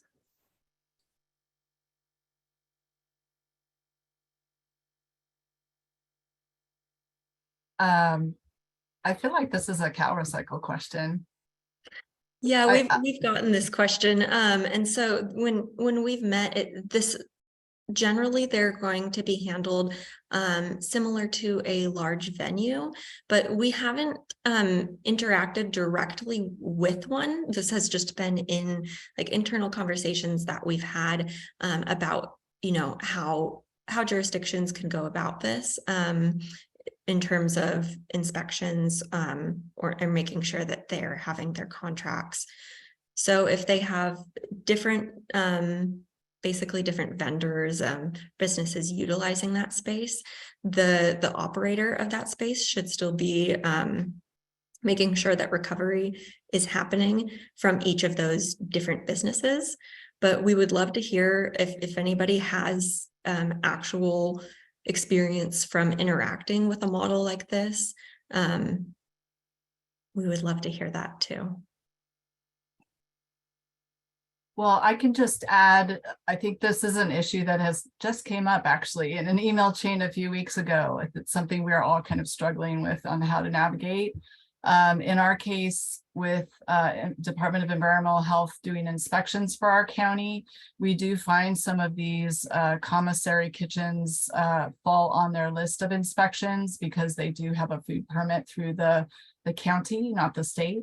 And so I think we're still learning about what those facilities look like and how they operate. But my take is we would, if there are tier 1 or tier 2 entities working within those commissary kitchens, they will fall on our inspection list as a tier 1 or tier 2, but that the commissary kitchen, I think it's somewhat unrealistic to expect that they could manage multiple vendors and food coming in and out of the facility at different times, at different states of freshness, et cetera, and deal with the packaging and logistics and contracts.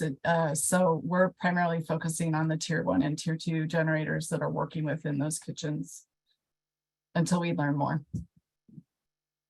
Yeah, thanks, Casey. I also wanted to clarify because I've heard commissary kitchens mentioned in a couple different perspectives. So you might have like a military base, and in which case, if it's federal, it's not going to be inspected for edible food recovery requirements. But the question that I was speaking to and that we had gotten was about a commissary kitchen space where folks would come in and rent kitchen space to prepare foods for their own businesses. So just to clarify any confusion there.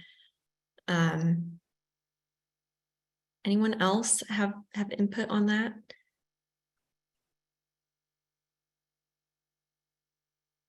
Okay, I don't think that we're seeing any additional ones in the chat. Maybe we can move on to the next question then. But if anyone, something sparks in your memory, still feel free to drop that in the chat to peer share. Danielle, we've looks like we've topped out on the poll at about 64% of attendees responding. We'll go ahead and give it another, I think maybe 20 seconds before we end the poll. Okay. Okay, great.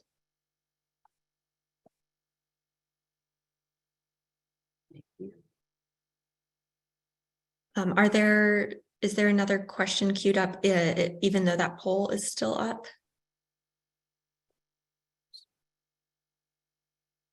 And I can just say too, I don't know if the attendees are able to see this. It looks like the top 3 so far are inspections, enforcement, and preparation for tier 2, recovery from tier 2 generators.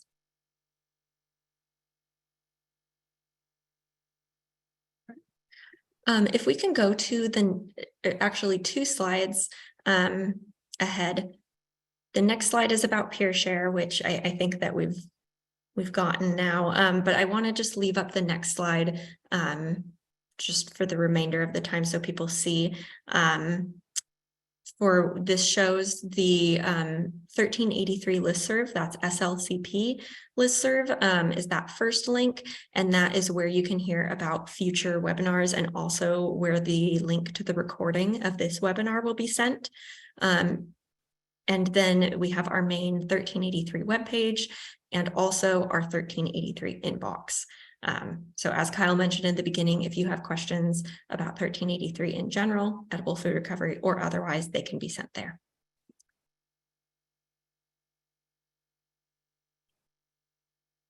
All right, let's move on to another question.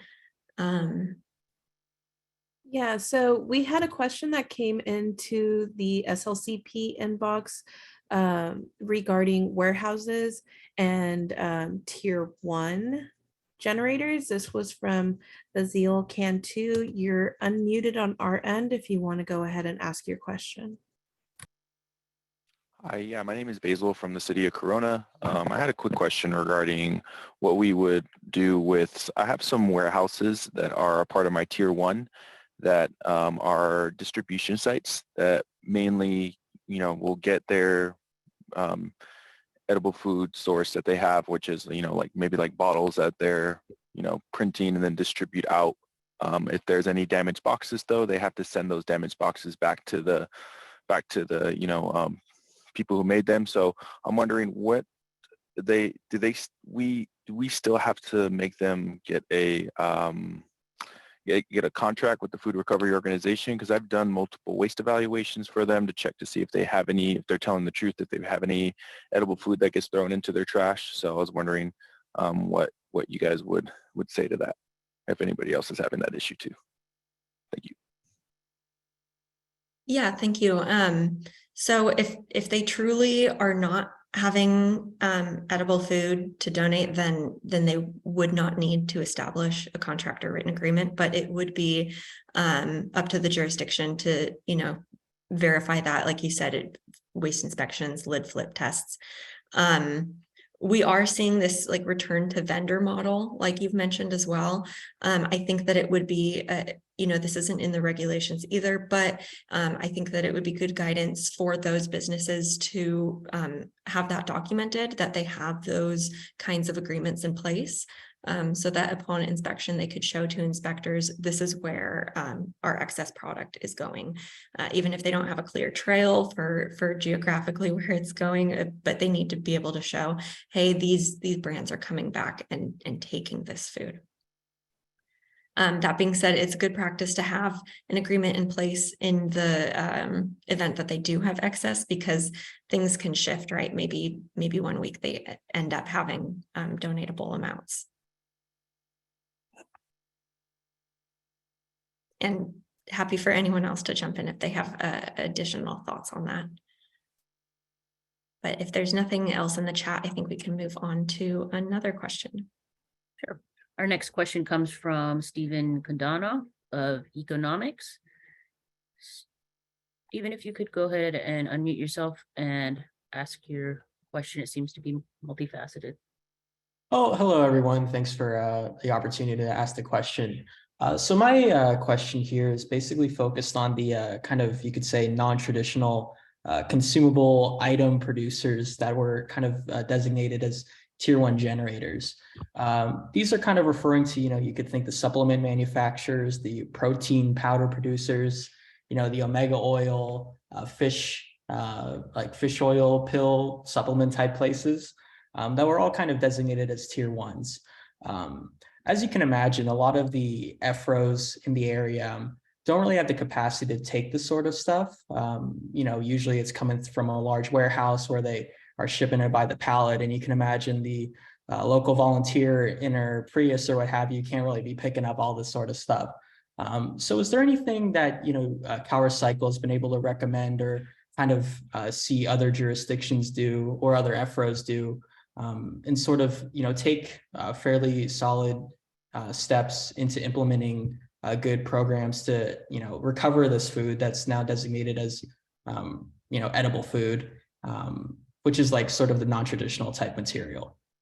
Thank you.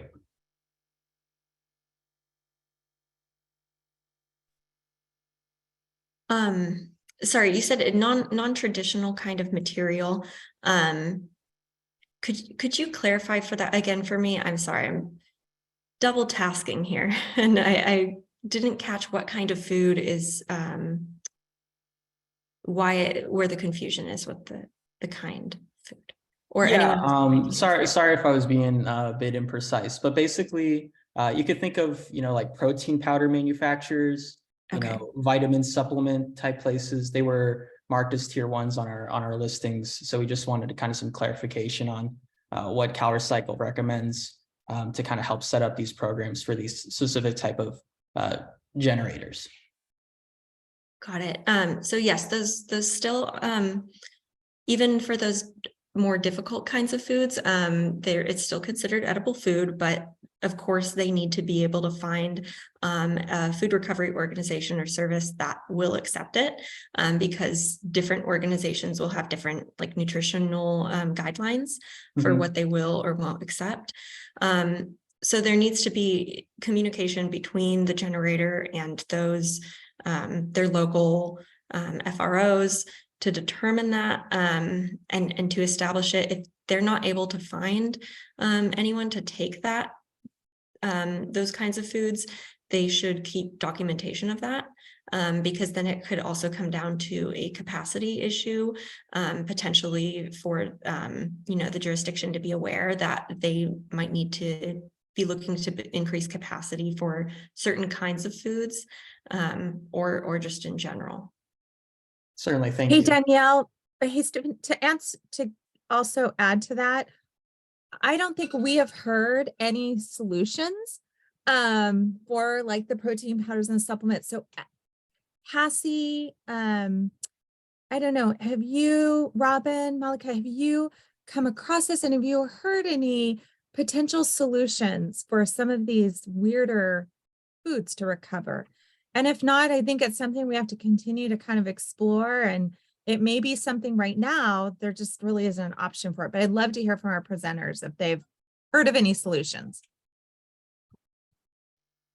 I think if so far in the conversations we've had, most of the, you look at the list and then there's like a portion of the list that's clear that there's going to be surplus, and then there's a portion that's like ice and supplements. You're like, okay. And then there's the other portion that's tiny where they're making cupcakes for a few places, right? So that weird stuff category, I would say most of the conversations we've had, the business model does not really include surplus because it's an expensive item in most cases, right? So this protein powder or something like that, they have a pretty good system that if they are not utilizing that, it is because something's wrong with it, or it fell on the floor, it's not really recoverable food. So we have not yet come across one that is not, we're not able to find a home for, because it's a weird thing, but they do have surplus and they're trying to find a place. Not to say we won't yet, but we haven't yet had that sort of situation. So we still don't know, right? It hasn't come up where it really has been exactly what you're talking about. So have you, just to ask back, like, has that happened? Like, have you found cases where they are having surplus and then you can't find a place for it? That's actually a great question. Unfortunately, due to our communication with these these businesses, they haven't really been able to find anyone who is willing to take it. To use a slightly different example, there was a industrial sized baker who was, after a few months, was able to find a partnership with someone who was able to come once a month to take several pallets worth of material. It was, frozen pastries and the like. So, I guess there are some out there that can take this stuff, but it just sort of kind of proving difficult due to the specific type of material when you're kind of thinking of, fish oil pills and that sort of stuff. So. I can add to it a little bit. We did have one example very similar to what Stephen was talking about.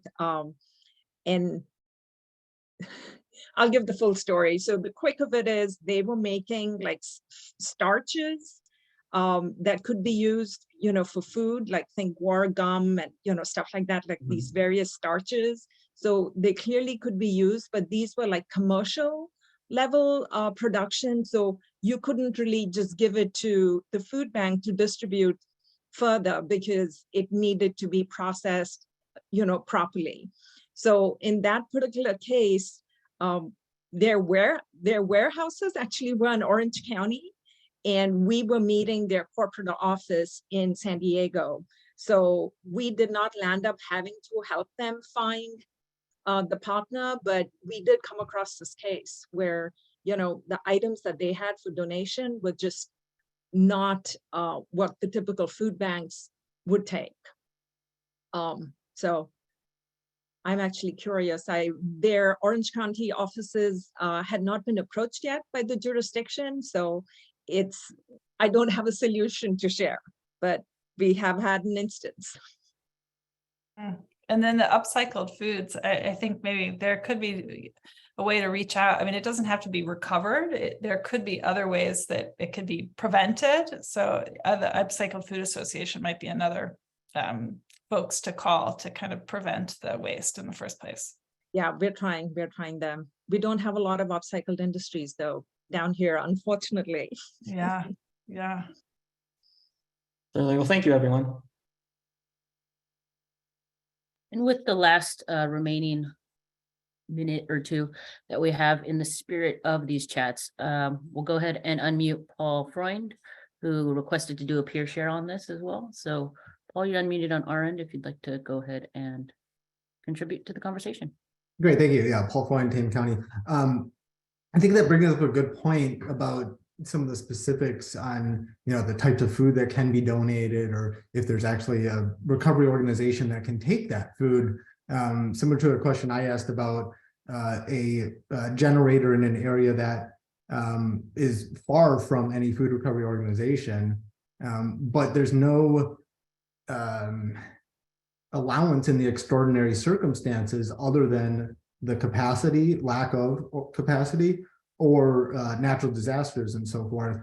But in the capacity, and I could be wrong in this, it's only relating to just all types of food. It's not specific to increasing capacity for supplements or increasing capacity for other more particular types. So if a county has ample capacity, but the generator is not able to, get that food into the pantry's hands, maybe because the pantry does not want to travel 30 miles or more to pick up the food, or it's something the pantry can't give out, like, specialty supplements, for example. Will then enforcement action have to be taken against the generator because they can't prove extraordinary circumstances? And the county has ample capacity, so it's assumed that they should be able to get rid of it, right? So my question is then, how does enforcement action happen? And just as a kind of follow-up on that, when will the enforcement pages be active? Hopefully before January 1 of 2024, maybe a few months before then would be nice. Thank you. Thanks, Paul. I can't speak to the pages. I think we'll probably have to follow up with you on that one. And it is 301. But for documentation of capacity, I hear what you're saying, if there's plenty capacity, but I think it goes back to similar to another answer I gave earlier about documenting communication for that generator to prove that nobody actually wants to take specific products.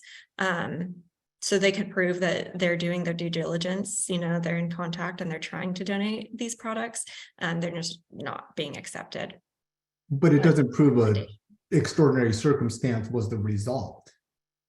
So that's what I'm wondering, is like, how would we enforce that, or do we enforce that, or do we just say that documentation is good enough for now until CalRecycle tells us otherwise? Yeah. Hey, Because Paul, the intent of the regulations seem clear. Yeah. Hey, Paul, So- and we can put this in the chat, but there's one section right in that area that and this is what Danielle's communicating, is that if the business can demonstrate there's no available capacity for whatever they need, they are not out of compliance. Who's out of compliance potentially is the jurisdiction. And so what we're looking for is, if we have this scenario, it's the county and the jurisdictions that need to be exploring. And some of this may take long-term planning and a long-term implementation schedule to explore options. So that commercial edible food generator is not out of compliance if they've, to Danielle's point, of documented, showed that they've explored many options. There just isn't capacity. The responsibility falls on the jurisdiction. And that's part of the reason for, learning about these commercial edible food generators. And do they actually, to Robin's point, do they actually have some of these stranger types of edible food to recover, harder types to recover? And if so, the jurisdictions really need to be thinking about what could they do? Could it be upcycled, et cetera? And that's part of why we want to use the webinar to start, sharing information, because Malika might have a solution that she's come up with that may or may not work in Tehama County, but that's part of the sharing. So that's really how that scenario would play out. I see, but in this circumstance, the capacity is well over the capacity, and it doesn't state where the capacity has to be. So like in the circumstance with a remote restaurant that's far away from any food recovery organizations, does it make sense to spend the gas money to go and pick up that pound of ground beef? But there's no allowances. So there's nothing that we could then say, yeah, that's okay, because the regulations are, we have the capacity, doesn't say what kind of capacity it has to be. It doesn't say for supplements, for restaurants, ground beef or something. It just says the capacity has to be there. And it doesn't state where geographically the capacity has to be either. It could be centrally located in the middle of the county, and we have ample capacity, and we would meet the, from what I have interpreted of the requirements, although I could be interpreting it differently than the enforcement division may. Sure. Yeah. I mean, you're raising some really important points, and we could do some follow-up on your particular situation. Being a rural county can make it different, right? But again, the jurisdictions are responsible for meeting the needs of their commercial edible food generators, regardless of where they're located. So if they are a commercial edible food generator that meets, the definition, the jurisdictions are obligated to, identify, find, create, build the capacity to meet their needs. So this is where that collaboration comes into play of learning what these commercial edible food generators generate and what their needs are. And in some cases where it's a really small amount, it's really matching up. Is there someone locally? And I think, Kyle can, I like to think of Kyle here, that when we've got very small amounts of edible food, I think a focus on how can the business prevent that edible food from being generated. And we're finding a lot of success. I think Malika spoke to this earlier about through the education of looking at what a commercial edible food is generating and exploring, could this edible food be prevented in the first place?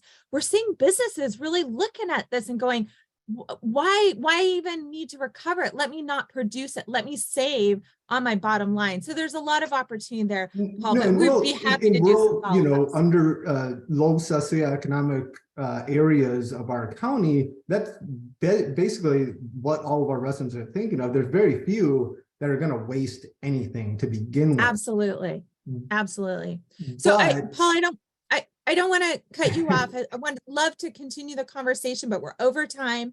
So I need to turn over to the folks to wrap up, but love to continue the conversation. And we are going to talk about our future webinar. So love to continue it. Yeah, just to close out, thank you everyone for attending. A huge thank you to our panelists and to all of those who peer shared as well. It's great to see that this is doable because, like I said, we want to have future webinars on variation of topics like those that were presented in the poll. So we'll be reviewing those, planning for another edible food recovery webinar in May. It will be noticed on the SLCP listserv.